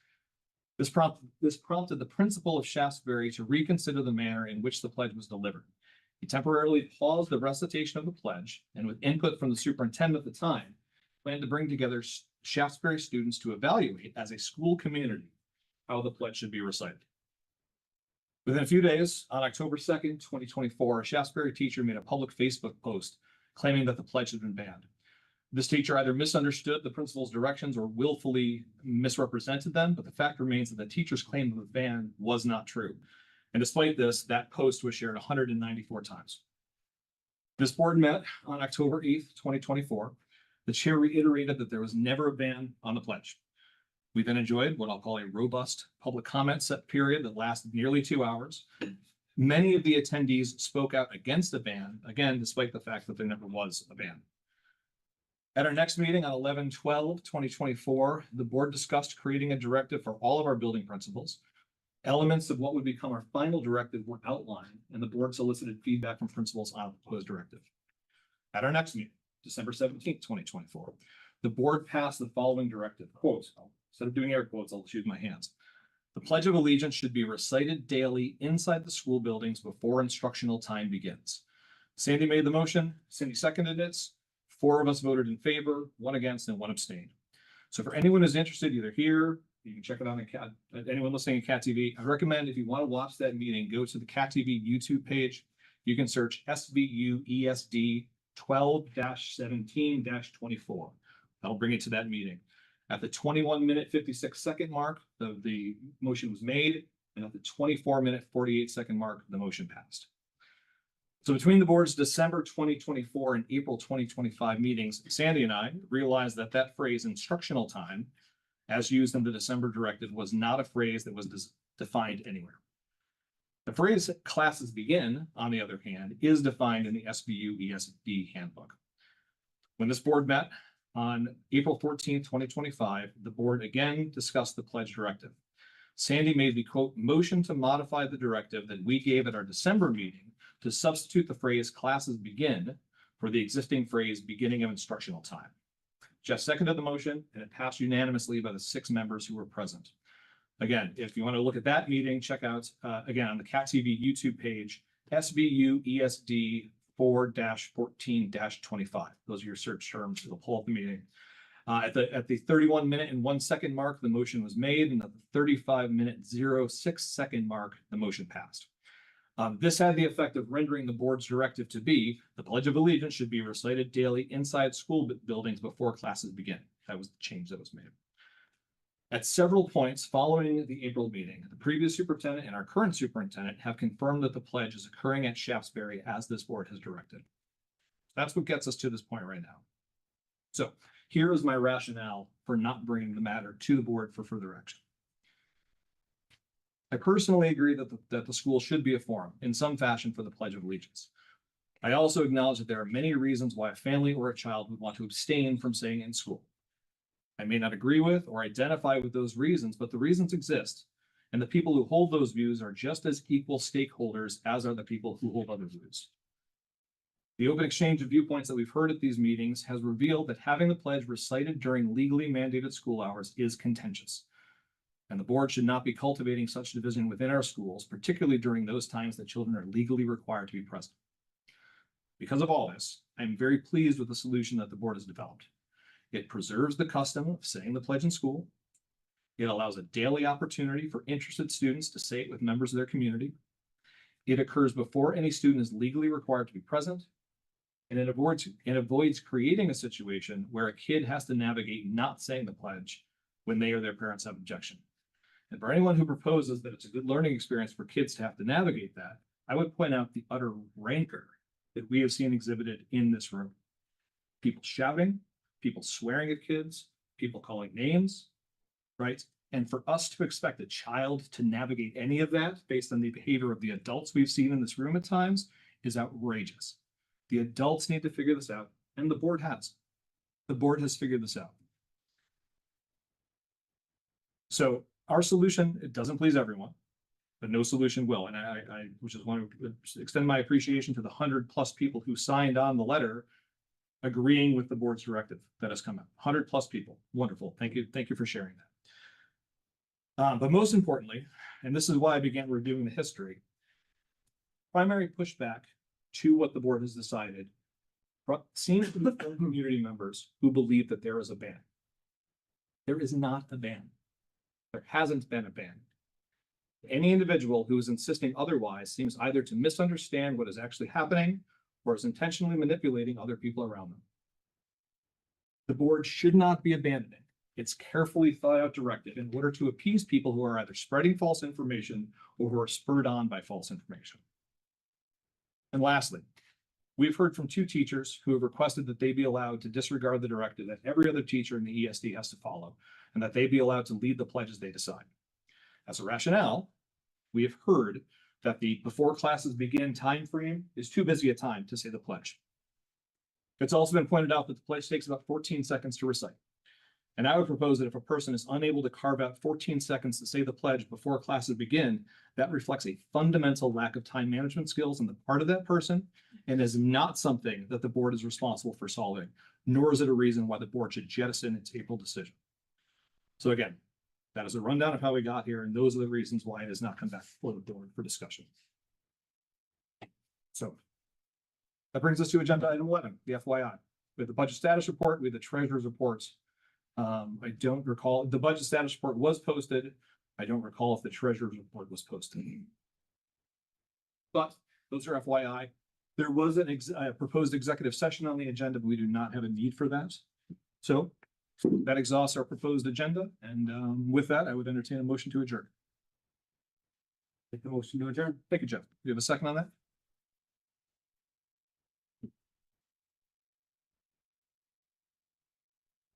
Okay. Okay, well, there's nothing else on our posted agenda. Yeah, please, Chris. I guess I might speak. However, when Michael Gardner went to speak about the tractor, per se, you said that should have been brought up in public comment. Michael didn't know what we were gonna say about the tractor to bring it up in public Sure. And comment. what I said specifically was that this is not a floor meeting, so there's not an opportunity for members of the, I'll call the audience, but members of the public who are here to be asking questions on an ongoing basis on the board. Like the opportunity for public comment is during the posted agenda public comments. I disagree with you. Okay. I don't think that there is a misunderstanding with being in Shasberry and talking with a lot of people. I don't think that they feel this ban. I've never even heard anybody up in Shasberry mention a ban. A lot of people understand it's a time frame issue. And this is really what it is. It's a time frame issue. And I think for you to say that the teachers can't carve out 14 seconds in a day is like poor management. These poor teachers manage everything from like the beginning to the end, and then they're there after. And I think it's a complete injustice that we're not listening to the community on what's going on in Shasberry with the Pledge of Allegiance. I think it's a complete injustice. We have numerous people here who want to speak, and you're not allowing them to speak because they should have spoke in public comment. Agreed. I think I'll take this one up. If it's a teacher issue, it's a contract issue. That is not for us to discuss here. This isn't a teacher issue. But they're the teachers are the ones saying they don't have time to do it. Yeah, I've never said Okay. they don't have time. 14 seconds and before it- classes begin. Community members are saying that, then really what they need to do is, as a union, they need to talk to union reps, including the board as teachers. If they need more time to do things in the morning, that's negotiation. They have a contract, they sign the contract every year. We're in negotiation of that contract. If they need more time, maybe the teacher unions have to come back to the board and say they need more time in the morning and work out whatever they need to do through contract negotiation. Once again, when we were here in April, and this room was filled with people about the Pledge of Allegiance, trying to get clarification and stuff, this room was filled, it was overflowing. The comment was made, and I believe by Sandra, that if there was an issue with it, we would revisit it. We haven't revisited it since last April. We've skirted around the issue, this, that, and everything. I don't think that we're doing our community and our school justice by skirting around this issue continuously. And Corinne, as I've said before, there's no way we've skirted around this issue. There's no way. We have spent hours discussing this. And as I just laid out all the reasons why I've not brought this back up as chair. We also heard tonight, we have 100, you say people have not been contacting you about a ban. There have been plenty of people who have appeared in this room saying we disagree with the ban. So that's part of the narrative. That was back in April. It continues to be part of the concern, right? The pledge right now is being said in school every day prior to the beginning of instructional time for any student who wants to be, right? And I don't know how much better we get with that, other than to say it needs to be done during legal school hours. Okay, which is but something we because- haven't done. Mary Morrissey has a petition right now with a letter and numerous signatures. She can't present it to the board because she didn't do it during public comments. If Mary Morrissey wants to give this to the board, fine, but the opportunity for public comment on this was during public comment. So it's. But you weren't clear with that. Well, Michael, One second. Yes, he that, well, one second. Jamie, This- we're- this is yeah. the You want board's- to bring it down. This is the board's meeting, okay? And I think Mary, we have other representatives here in different boards in the town of Bennington. And we have Mary's legislator. When there's a public comment, even at the state level, when they end it, and I think other people can say this, the public comment ends. I'm not going to stand in front of the legislative when they're talking, the representatives and the senators. You know, once that public comment is closed, I can't make arguments. As I can't sit in Mount Pillar and sit there and say, I disagree what these senators are saying and speak out loud. I will be removed from the room. And I think Mary knows that. You know, people in the town of Bennington, when public comment is there, that time frame is sacred to public comment. Once the meeting starts, the meeting starts. Yes. And you don't need to take comment during meeting. That's kind of how it works. And I think, you know, there are outliers, and I think Mary and other people can say there are outliers, but it's up to the board to determine that. So And it's the person, the chair. And I think it's for those points, Jeff. And I would say one of the requests that has come, and I would also add, and I'll say this to the board members, the woman who stood up and said that I didn't contact her when I said I would, for the second meeting in a row, she has left, and I don't believe she's left her contact information or name. If she does, and I've overlooked it, I apologize, but I need to know that in order to follow up with her. And I'll just put that out there. But the question has been asked by members of this board, by members of the public during public comment, why has it not come up? And I've answered that question. And you don't have to agree with it. Clearly, there are still points of disagreement on this board about it. But the fact remains, the pledge is being said in our schools every day by any student who wants to. It's happening every day. Right? And I don't know what else to do with that other than to articulate the points that I made tonight. Right? And again, when members of this board say that they have lots of people contacting them, I believe them. We also have lots of people, as we heard tonight, who are in favor of what we've done. Right? I think what we need to do is move on as a board. I'm thrilled that there are so many people who stuck around for all of these aspects of tonight's meeting, because it highlights there are some very, very critical things that this board needs to be figuring out. That's where the energy ought to be spent, and not on this point when, again, the pledge is being said every single day in our schools by any student who wants to. It's happening. So we have nothing else on the agenda. I mean, if people want to keep asking me questions, they certainly can. If board members want to keep asking me questions, they certainly can. In an act of respect to all the people that stand and continue to come here before us, should we open up public comment again at this point, or make a point at which another agenda would include public comment regarding the pledge so that everyone can have their final speak? I just don't see it ending. I don't see, as much as we agree in our process and feeling like we've covered it. And I am a person who feels like we've covered like the majority of it a number of times. But that doesn't negate the fact that these people elected put us here for us to deny their questions. That's my personal feeling. So are you recommending that we open up for a question and answer session, I would. or for a public comment For session? public comments session that need not necessarily be tonight, but at another time so that they can have the questions answered. So has any board member noticed if any, I know at least one person has left tonight. I am of a mind to open it up for another round of public comment. It's not gonna be public discussion. It's not gonna be back and forth. It's not a floor meeting. Like, we're not doing it that way. I would be comfortable with people being given another opportunity to share their perspective on this specific issue. It's not on the posted agenda, but I think because only one person is left, I could be comfortable with that. I would love to hear what other people have, what other board members have to say about To this. speak the motion, if that's to be the option, then discuss and vote on it. Well, can we, I'm trying to think if we can officially do that, or if we should just. Then it's an agenda item. Right. Which, as much as I want to say, this is what we need to do, but that's not the legality of having to. Right. Let me ask this of board members. Is there, are people comfortable with the notion of reopening public comments right now? It doesn't make any sense to open it up and let them talk again and then say to them, I'm sorry, we can't answer your questions. So are you suggesting it should go on the agenda then? I think you've told them no so many times and yet they come back.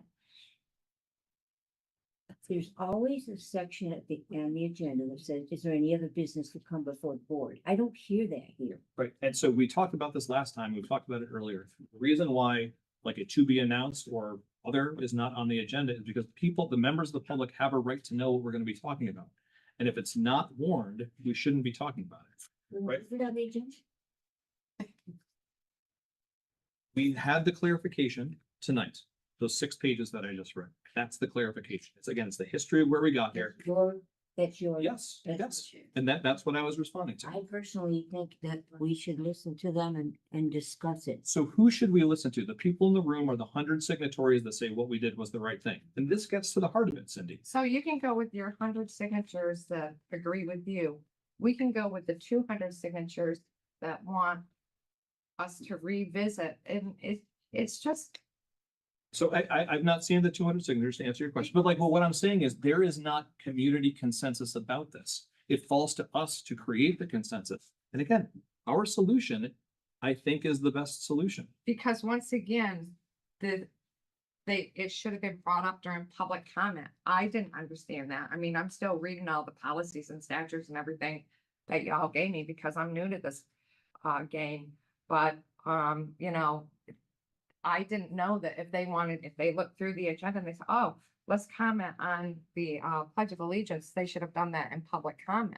Thank you. About the tractor, they should have commented in public comment. A lot of people, I'm sure, didn't realize that. And I think that if they knew in public comment, I think numerous people would have spoke up and said, you know, what they feel. You know, your opinion is your opinion, my opinion is my opinion, which we all even know. And everybody else has a different opinion here. We're not listening to the opinions. People voted us into these positions to listen to them and to hear their needs and stuff. I don't think we're listening to them. I don't think we're hearing them. I don't think we're hearing everybody. And I think And that's my frustration on all of it. and Corinne, I think it's possible to hear somebody and disagree with them at the exact same. Oh, I agree, because I disagree with you. Sure. And that's how this works. Like, that's how this works. And we all voted on it during, you know, we were all elected in March. We all sat for the first meeting in March. We talked about it in March as a board. We sat here in April, we voted on April. But in April, you said you would revisit it if there was an issue. There's an issue. Oh, well, no, there's a disagreement. I think that's different than there being an issue with it. There's a disagreement. Disagreement, what? I think there's a big issue. There's a big difference. Yeah, did we clarify the issue for the initial issue that we had in December was the time? And I asked that in the clarification. That's why I'm staying that meeting. Is because I asked the assistant superintendent who was here, you know, what's the start of the day for the teachers? And and she didn't know because the superintendent wasn't here. So, you know, that's why we revisited. And we came up because we were told that the start of the student day or non-instructional time was the issue. I said, well, when's that start? So in your opinion, Jeff, when we did go through this, it was after attendance was taken.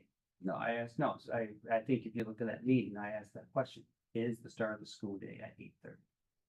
And so it's after the 8:30. At 8, you know, so I said the pledge should be said, it's that we had that debate, it should be said before 8:30. See, and that's where I think that my little bit of, different. I think I just need to go back through and Yeah. watch it with you and perhaps with you. And maybe that's what, we can sit down and even go back to and look at, because I remember I asked a clarification at one point.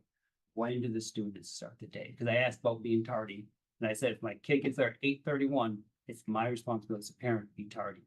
And I asked, I clarified, like, do the buses get to school at that time, at a certain time? It's yes. And it was my understanding from that we decided after the attendance. And that's where it seems like there's a little bit of confusion for me. So I mean, if you want to sit down together or something, Yeah. and then we can follow with Chris as the board.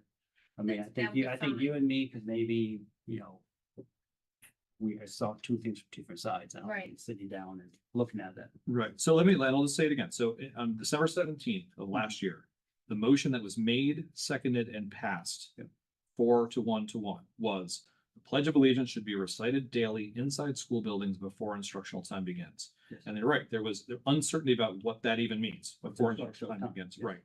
Which is why in April, the motion was made, seconded and passed unanimously to change instructional time to classes begin. So that what the end result was, and probably page number of these, is that the Pledge of Allegiance should be recited daily inside school buildings before classes begin. No, Right. classes begin after that. You just. No, switched. it's right here. The Pledge of Allegiance should be recited daily inside school buildings before classes begin. I think that's where our difference is, but we'll look at it. Okay. We'll look And, at it. and I would say like governance, the basics of governance is that, all these little pieces of conversation we had leading up to the motion and then after the motion was seconded, like that all informed what our final vote was, I presume, and informed what my final vote was. Which again, was in favor of saying the pledge in school every day. Those discussions inform what the vote was, but the action that the board takes is what is ensconced in the motion that is made, seconded, and passed by a majority of the vote. That's what it is. It's what's in that motion. All the other stuff that took place in the conversation, if it's not in that motion that passed, like it's not part of it. Like what we are bound to do is the thing that we all voted to do, which in this case, again, is that the pledge to be, I'll read it precisely. The Pledge of Allegiance should be recited daily inside school buildings before classes begin. That phrase "classes begin" is what's defined in the SVUESD handbook. It happens to be for Shaftesbury. 8:30 is when classes begin at Shaftesbury. That's the sticky piece for me. So So we'll look at it. We can look at it, then report back to Chris. Perfect. Thank you.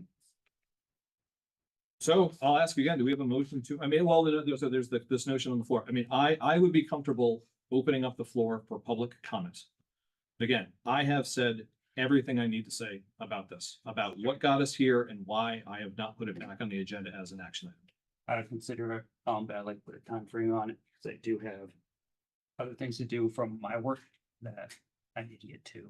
I think it's reasonable for everyone, and so, but we haven't agreed to it. Like I see Mary, and certainly I'm happy to call on her if we as a board decide we're willing to open this up for public comment again. I mean, I would safely say that, I need to be out of here by at least 8:05.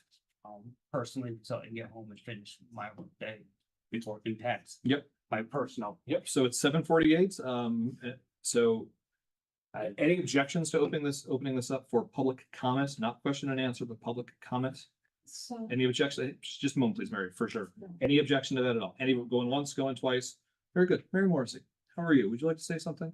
well, I was going to say really wasn't public comment. Okay. Just, it was about, Yeah. first of all, and forgive me, it's really the process of the board. Because I do, school boards run their meetings different than like a select board, because I know our select board has public comment at the beginning of meetings, but then they allow the public to comment on an agenda item. And that's what I think most of us were thinking tonight, instead of just making a comment, that we would be able to speak at the time the agenda item was up. Okay, well, And so I'm just asking, what is your process in that? so thank you for that. I would say it strikes me that most of the people in this room tonight have been to several board meetings at this point. And at no point in any of those other board meetings has there been that option that you're describing that occurs at the select board. So the way that this board is structured is that there's public comment right up front for people to say whatever it is that they want to say. And then the board proceeds with its work because it's not a floor meeting, right? It's not an open process. It is an open meeting, but not a meeting of the public. If that distinction resonates at all. And my only comment would be that there were close to 200 signatures of people that wanted the discussion reopened, and I'm just delivering. I'd be happy to see. I would. I'm just delivering that message. Thank you. Okay, Mr. Evans, please. Good evening, we're Clark Adams. I am speaking as Clark Adams, but also as a citizen here in town, who serves on the select board. I want to second Mary's comment. One of the things we make quite clear during the select board meetings is if you have something during public comment that is an agenda item, that is to be reserved for the agenda item. That as the item comes up and the public has concerns, they are permitted to express their concerns subsequent to the board discussing the item. The fact that we're here in a room listening to our elected representatives discuss something of importance to us without the ability to comment on that is a little worrisome to me. Again, I did not realize you had your particular set of operating rules. I'm just very familiar with it. The select board, and anyone who knows me knows I got a big mouth. The one thing I'm all about is people being able to speak their mind and be heard. I know we have 35,000 people in the area here. We can't listen to everybody constantly, but I think it's very important that people feel they have the opportunity to speak and that they will be heard when they do speak. This public comment issue is a bit confounding where you say to someone, well, speak about something on the agenda, but we're not going to discuss it with you. I think we're all here because we're interested in issues and the discussion of the issues, whether it be the tractor, financing, pledge allegiance. Those are all important issues to people in this room, and I think everyone's entitled to be heard. Now, whether you guys are willing to or able to restructure how you hold these meetings, that's something I would request you look at, the idea that people have an opportunity to discuss their concerns. One of the things we did on the select board a couple of sessions back, we actually created a listening session where people can come in and meet with the select board and discuss those issues that are on their mind that don't necessarily make it onto the agenda, or board and your particular meetings don't feel it's appropriate forum. But I think the most important thing that people in our area here need to hear is that you, as their elected representatives, want to hear what they have to say and are willing to listen to what they have to say. And, you know, I commend you on your coherent timeline explaining the process, because you're right, there was and probably is a lot of, I would say, misinformation. I haven't encountered anybody who is maliciously propagating falsehood about this whole thing. And of course, in all situations, when you push an emotion button, you get emotional responses, and those emotional responses aren't necessarily rational. Doesn't mean they're not valid. And when you operate on emotions, you kind of have to dial it back. So I appreciate the fact that you gave us a timeline, a coherent, clear timeline, and clarified issues that I've heard in my multiple capacities in and around this town. But I truly, truly can't stress the importance in my mind of people being listened to or feeling that at least they're being heard. Thank you for your time. Michael Gardner, Shasberry. So respectfully, as the chair of the board, you should know that if I request for a point of information for the question about procedure or facts, I'm entitled to do that. You denied me that option tonight. Normally, in a situation, if you were in the Vermont House, that would generally be reason for you to be asked to resign from your position. Obviously, I think you've done a pretty good job up until tonight. I'm pretty disappointed in how this evening's gone. With respect to what Mr. Adams said, under Robert's rules, generally accepted point of information, point of privilege, we are allowed to talk when you reach an agenda item. And I alluded to that in the public comment section, and I thought I was very clear about that. I think it would have been a courtesy of you as the board chair to correct me if you were not going to allow that under the very specific rules of Robert's Rules of Orders that would allow a parliamentary inquiry about procedure or fact. These are things that you should know or you should have clarified. And I think you've done a disservice to both sides of the aisle tonight by not allowing us to have further discussion. Additionally, there are some questions you need to ask about the tractor. I was trying to be helpful. How many hours a year does it get used? Do they want a hydrostatic transmission? Do they want a gear shift transmission? Do they want a power shift?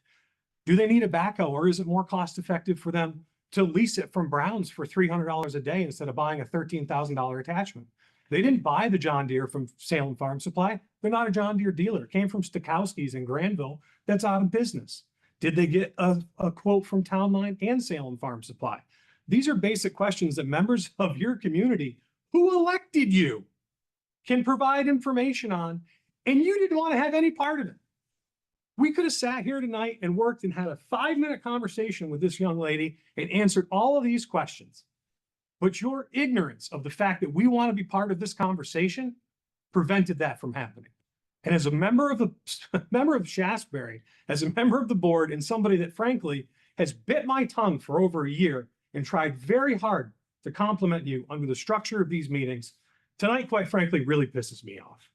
This did not go how the community on both sides. I want to hear their story. I want to hear about those petitions. I want to have a back and forth conversation about this, because regardless of the side that you're on, people are pissed, man. We're upset. People in Shasberry are upset. The culture at the school has shifted. You've alluded to the fact that only 2 people in the building are upset about this. That is a complete and total fabrication. I suggested, and you told me, we can't talk about this stuff at the previous meeting where we talked about this. Why can't you send an anonymous survey to every single person, every adult body in the building, and just say, hey, has there been a culture shift here? Has something changed? Because I think if you got an honest response to that, you would understand the importance of having this in an open, vetted, professional meeting. And I know, because I know a lot of the information about how school boards function. I was on the board. I probably know more about how, or almost as much as Renee does, about tax rates and how these things work. And I'm here to help. And you have prevented me from doing that tonight. And I think the board owes the public a chance, perhaps without you as board chair, to discuss this on a much deeper level. Because I want everybody on both sides of the aisle to understand the concerns of the teachers, to understand that there might be concerns about the culture shift in Shasberry with the current administrator that's in the building. There's a lot of things going on that we want to talk about, and you guys don't want to listen. That's my public comment. Shirley Adams Bennington, just kind of making an observation that I've heard you express excitement about people attending the meetings for a particular topic and disappointment that they haven't stayed. Well, why should they stay if they're not allowed to provide input? So if you really want the community to be involved, maybe let them have a voice.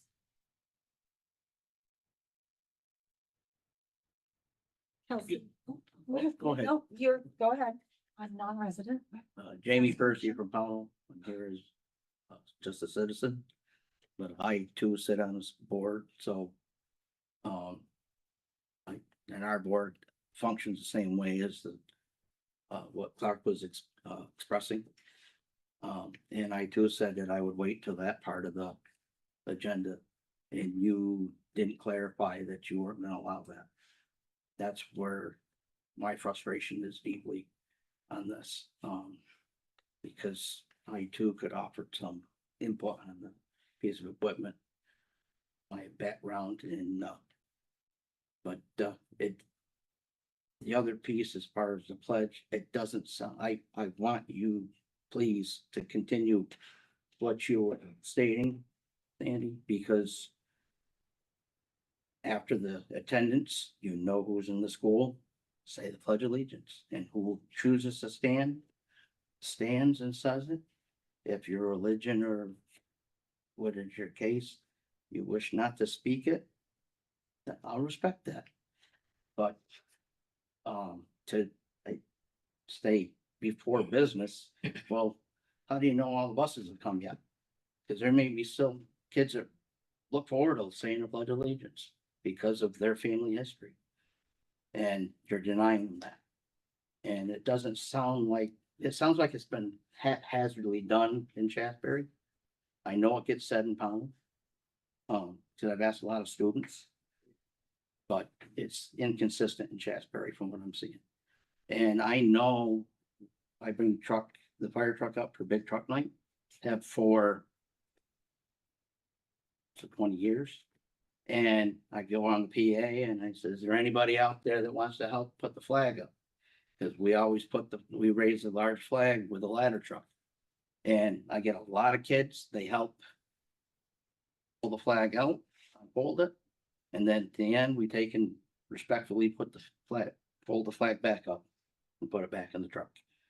And I don't beg anybody, I just announce it and the kids come. And the kids that want to participate, they participate and, you know, from a long line of military family. And so there's a lot of respect that goes into that flag and the symbol of America. So that's just my 2 cents. Kelsey Kenyon. I'm a resident of Arlington. I would like permission to speak, please. So Kelsey, I'm gonna see if anyone else wishes to speak. We have an 8:05, Oh. drop dead time. Hi, Director Anderson. So, hi, I want a point of clarification. Thank you very much. I'm neither young nor a lady, but I really appreciate it. Thank you. I hear a lot of people care about this. And it's wonderful to live in a community where people care and people take their time to come to these meetings, to voice their opinions. And if we keep arguing about positions, right? Like this is I'm a Democrat, I'm a Republican. If we keep arguing about where we stand, we're not gonna get to the good meat of what our intentions are. My intention with the tractor, and I apologize publicly to all the people that have to work in the elementary district that don't have the tools they need. My interest is to show all the employees of buildings and grounds, ESD or boards, the respect they deserve by providing them the equipment they need. I trust their judgment because they're the ones that do it every day. And my intent is to make sure that teachers and students can get in the buildings safely. And that's my only intent. And so I'm sorry I didn't give you the information. But I'm happy to have those conversations. And I don't know what the rules are. I don't know if you can vote again. But I would love the opportunity to get those to give the people that I'm here to support the tools they need to do their jobs and to keep our kids and community safe. So you do have a hand up. I'd like to speak. Wow. So before we go to Carol K03 on there, I want to respect that Jeff said he needed to leave by 8:05. If Jeff leaves, we will still have quorum. And so unless somebody wants to make a motion to adjourn right now, I'm happy to continue to allow everyone who's here who wishes to speak an opportunity to speak. Just one thing before I go, because I do have to get home. If the policy committee is willing to look into the public comment, look at the policy, I mean, down there. You know, it's always since I've been on the board, it's helped run that, at one point we had to close communication during the meeting. That was back probably in 2018, that time period. So if we need to look at that closer, we probably should. And maybe seek guidance from the state on how it should occur. And that's what I asked the policy committee to look into. Because it says I've been on the board, it's been the same way, once the public comments been closed, we kind of closed it. Yep. So. Yep. But that can require sense of interpretation too, so maybe it's worth looking into. Is everyone else comfortable? Do we still have work? We still have work. So Yes. if anyone else needs, okay, very good. Sorry, please. Thank you, Jeff. Yeah. What I'm concerned about, I feel very upset about what's been happening here for reasons that are different than have been expressed so far. And I don't know exactly what order to put these in, so just listen, if you can listen to it as a holistic statement. One of the things I'd like to say is that we as citizens have responsibilities as well. And we have a responsibility, I think, to know how particular public meetings are organized. And it's not the fault of the board that that procedure that's been in place for a long time was followed time. And so for us to accuse the board of doing something that was malicious and not wanting to listen to people upsets me a great deal. Having said that, I feel like one of the positive things that's come out of tonight is the board saying that maybe they want to reconsider what the format is and what the policy is that has them operate in the way that they operate in public meetings. Don't know what the outcome of that is going to be, but I think that's a positive thing that happened. I'm also very concerned about accusing our elected officials who work unbelievably hard on our behalf, and to accuse them of ill will really is a very disappointing thing. We might think they make mistakes. We might think that they're not well informed on some things. But for us to get a tone that is telling them that they're not doing due diligence is, I think, a real problem. And that we have to learn as citizens how to be able to have civic discourse when we think there are disagreements. And I think that because this issue is so wrought with emotions, that many people behave maybe differently in their communication than they might otherwise. But I think we have a responsibility as citizens and as adults to put ourselves in check about that. We can believe passionately about some things, but they're not always going to happen. And we are not always right in terms of what's best for everybody. And what I appreciate about what the board has done so far, and you voted on things that I hope you can take some responsibility for. And that Chris, I think, expressed very clearly, which is that as citizens in a community, we have to, and in a democracy. We're a constitutional republic. Pardon? Sorry. Thank We should you. not be interrupting each other. Thank you. Thank you. We have a responsibility to allow different perspectives and different beliefs to exist. And they don't always get acted out across the community in the way that I might prefer, or the way that someone else might prefer. But these guys have the hard job of trying to work through what can possibly be something that is fair in the way that it is implemented and concerned to. And listen, I happen to agree. I've been here at all the meetings. There's been an incredible amount of discussion about this. I can't accept the notion that people are not being heard. I think we could all get up and give each other speeches because we know what the issues are and we've heard them again and again and again.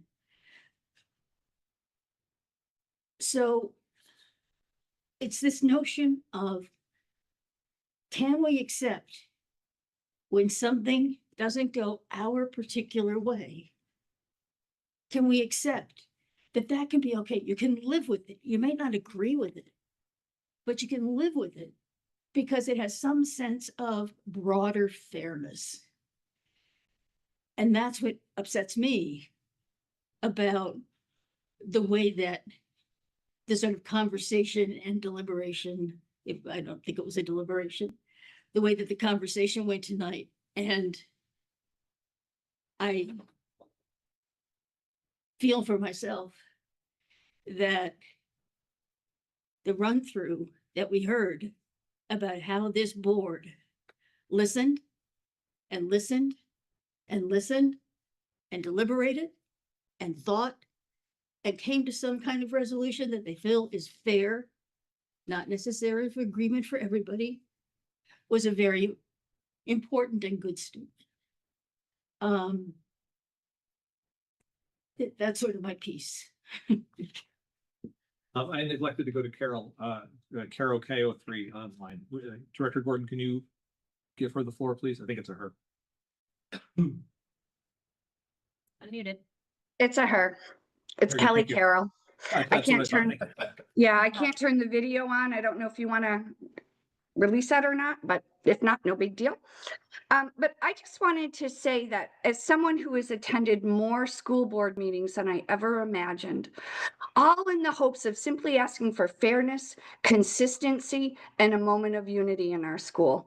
And what I've witnessed instead is deeply disappointing. We put the petition in to restore the recitation of the Pledge of Allegiance, a respectful civic tradition. And that's been a problem at Shasberry, whether you want to admit it or not, that's been a problem. And even after 2 board members made a formal motion last month to add it to the agenda, the chair refused. And it somehow made it to this point tonight, which I'm grateful for. But you know, I heard that you mentioned a petition a couple of times with 100 signatures, probably supporting your position, Chris. I'm not really sure on that. But I think what really, really bothers me is that you deflected responsibility by blaming teachers for poor time management. Suggesting that the pledge isn't said because they can't manage classroom transitions. And let's be clear, this is not about time management. This is about overcrowded morning schedules, late buses, especially this time of year, taking attendance, getting in the lunch menu, and everything else that goes into getting those students in place. And it's my understanding that the teachers think that they have to say that pledge before that bell rings.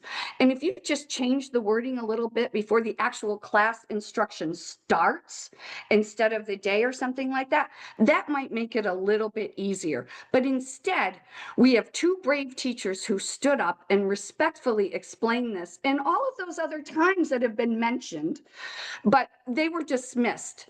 They're scapegoated for telling the truth. And these educators didn't come to play politics. They came to defend what they do every day for our kids, and they deserve better than public blame from the board chair. And this isn't just about the pledge anymore. It's about transparency, fairness, and the silencing of the very people that we trust to teach our children. No person should be allowed to shut down dialogue, especially when the community is respectfully speaking up through proper channels. You want participation in the board meetings, but yet you don't want to listen to anybody other than maybe at the beginning in public comment, if that's what, if that's particular to you, I don't know. But it's time that you realize that this is an issue, and it's not just for the teachers, but it's for the people that do keep coming up and showing up month after month after month to just be dismissed. So all I can say is people have to remember and vote. So thank you very much. Look at Liz Duffy, who's online. Director Gordon, can you facilitate Liz Duffy, please? Just ask to unmute. Hi. Hello. Hi, this is Liz Duffy. I'm from Shaftesbury. So I am a parent of a child at Shaftesbury Elementary, and I signed the petition of the 100 signatures that was brought today in support of the current board policy that had been discussed endlessly for I don't know how many meetings. So it is so disappointing that there are members of our community and staff at our school that are still pushing this issue. There are so many things that are so much more important to our students than this issue.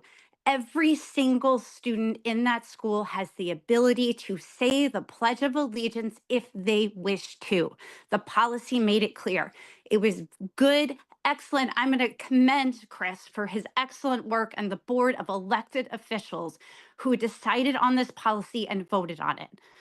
This needs to end. Y'all, we're in a community of our kids are more important than this rhetoric that has been going on for months. Focus on education of our children. That's what you're here for, not something you believe in because it's your political beliefs. Focus on the education of our children. This was voted on. This was supported by the community. Parents that actually have children in the schools have spoken out and said, this is fine, this works, this is great middle ground. Let it lie. Go back. The teachers that keep on bringing this up, go back to teaching our children. Let the board do the work that they're here to do. And I'm going to thank Chris for all of his work. I've sat through these meetings. I've seen these meetings. He has handled this flawlessly. It's members of our community that need to get past this and realize that our children are important. Their education is important, and this needs to stop. The policy is in place. Let it lie. Go back to educating our children. That's it.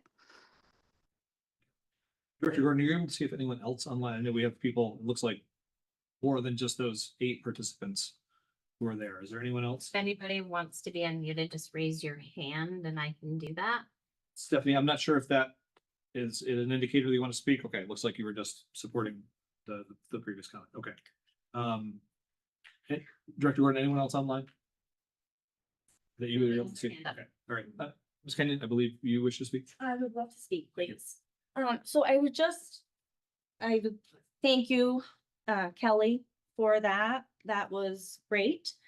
I'm also incredibly disappointed at your comments directed at my coworker, Mrs. Clark, and I manage my time very well. I don't want to toot my own horn, but I'm a great teacher. And that was disgraceful. Transparency needs to happen. That is, I don't care what side you are on. It needs to be transparent. I sat across from my principal over a year ago, and he told me I was no longer allowed to say the Pledge of Allegiance with my class. That was said to me. And the only reason that changed was because there was public outcry. There was uproar. And then you backtracked. There wasn't a ban. Yes, there was. It would have been a ban had I not, and Kathy Clark, had we not said something. There are other teachers at Shaftesbury that don't feel comfortable to do what we are doing. I don't want to have to be here. Believe me, Liz, thank you. I wish I could just go back to teaching my students. And I do that every single day. All I'm asking is for flexibility. We are asked to be so flexible every single day. Yet we are not given that same respect. We are not given an extra minute, a shift in time, so that Mrs. Clark can come back from her specials with her students and say it right then as they're doing their morning meeting. Why is that such an issue? The narrative that you presented today, that how we got here, thank you, that was your opinion. You fabricated some of that, and that needs to be known. This has gone on too long. I agree. And it needs to end. I miss family time when I'm here. I miss dinner, bath, and bedtime with my babies. Be flexible. That's all we are asking for. Flexibility and transparency. That's all. We'll go with Ms. Clark first. Okay, very short and sweet, not usually me, but you can't have it both ways. You can't have before classes begin and also allow all students to have the opportunity to say the pledge because the students aren't there. So there's several students just in my classroom alone, 3 of them who do not get there till right at 8:30. And they walk in my room and we have already said the pledge. You can't have before classes begin and also allow for everybody to say the pledge. It's not possible. And I am a very well-organized teacher and I invite you to come to my classroom and personally see it. Please. I had no intention of talking tonight. I came for the budget reasons. I'm in every building. The pledge is said at different times in other elementary schools. You have it said, here's policy, but I've been in other buildings when it's been at a different time. And to accuse these 2 teachers who are my former peers in that building, that they are not organized, are not flexible, or don't have the time to squeeze in 14 seconds is very upsetting because I would put these folks up there as top-notch teachers. So that's all I have to say. I'm sorry, could you state your name and the town you live in? Ron Mustang, and I'm the district math coach, and I am in various buildings. And this policy is not the same in every building. So my name is Rachel Blumenthal. I live in Shasberry.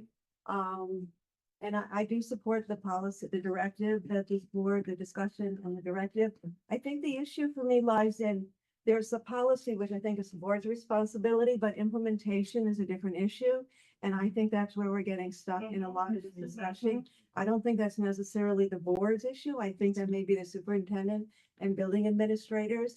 And definitely needs to be a conversation, but I do feel that this board gave a directive that allowed, or as a compromise, so that everybody's needs and rights were respected. So I would like to see this issue taken off of the board's plate and put back in and look at implementation. And I do think have my understanding of schools would be a superintendent and building administrator with teachers. But the directive as it sits, I think, is right on the mark, as good as we would ever get. I think it's a no-win situation all across. I think it really, I give them a lot of credit for being able to take a really difficult thing and make it a policy that at least gave a vision of what it should look like. So I think what you're talking about is implementation, different than directive. Yeah. So, Yeah. That's Stephanie. Thank you. So Stephanie online, please. Hi, sorry, I didn't mean to do the thumbs up earlier. I meant to put my hand up, but apparently I'm Zoom illiterate. Okay, I feel like I am a board member of Mount Anthony, but I'm speaking as a member of, as a resident of Shasberry. My children went to Shasberry School. They had the benefit of having Kathy Clark as a teacher. What I want to say is several things. Respectfully, we are in contract negotiations. If there's negotiations around what happens during the school day with teachers, that is also a forum to have some discussions.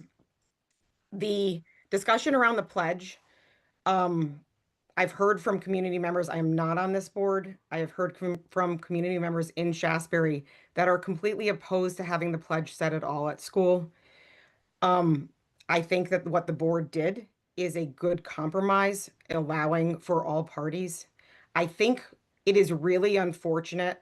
Part of the reason that I think a lot of people don't show up to advocate against or advocate for the policy that's in place is because this has been so closely tied with, like, if you don't want your children to say the pledge in the school, or you're okay with the children not saying their pledge in the school, that you don't support veterans. Like, I don't feel that that's actually the case. Like, I think every person that has advocated for not saying the pledge in the school, they're not saying that they don't support the veterans. They, support every person that has showed up and, should be honored for defending our country and our Constitution.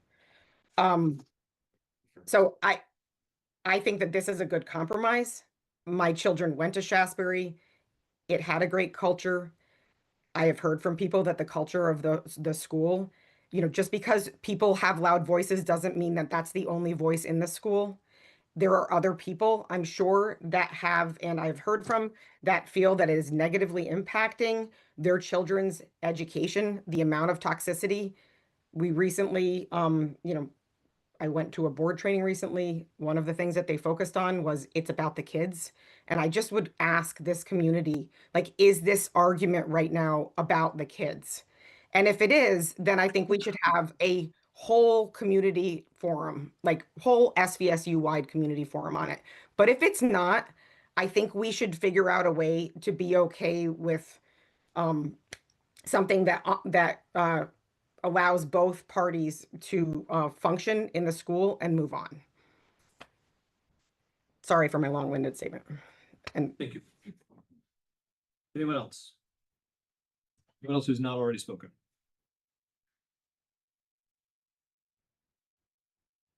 Final words. Again, Michael Gardner, Shasbury, Vermont. And really, I think a lot of what Stephanie's talking about, and other people have spoken about, are very important things. For me, this isn't just about the pledge. This is about administrators telling teachers how to run their classrooms. And if we trust our teachers to run their classrooms, then maybe that's part of the relationship and why some people are so upset. And it's also simultaneously about the pledge and about the timing and about the fact that buses coming from East Road and coming down Buck Hill don't get there till 8:35 on days like we have this morning. It's about basically implementation versus policy and having flexibility like our teachers have been talking about. Because you're going to have some administrators that are very rigid and unwilling to bend, and others that perhaps can find a gray area in something. And much to what Stephanie said is clearly, and as I said earlier, we're still all pretty upset no matter what side we're on. So not having the discussion is not doing it for us. Lastly, I have never, and I have sat on school boards and I've been involved in school boards for 25 years, have I ever heard the chair of a school board publicly admonish two teachers in a public setting in my entire adult life. And I would provide you this opportunity before I ask the board to take action against you to apologize. I think it would be appropriate. And I think it's something that would lend to some healing in this conversation so we can have additional conversations. So we've exhausted public comment. I'm going to propose this to the board, that I make one and only one statement to our public participants who are here, and then we move to adjourn because we've well exhausted, I think, what we can ask our superintendent, what we could ask of ourselves. We're done with the agenda. Here's this. Never once have I or any member of this board said that you guys can't find time in the morning before classes begin for the pledge to be said. No one has ever said that about a teacher. That has been an argument that has been presented by staff, that they can't do it before classes begin because it's too hectic. My statement tonight was in response to that. It did not originate with me. It did not begin with me. I did not bring it up. It was a response to something that has been said in public comment earlier before tonight. So that exhausted. And I would welcome a motion to adjourn, please.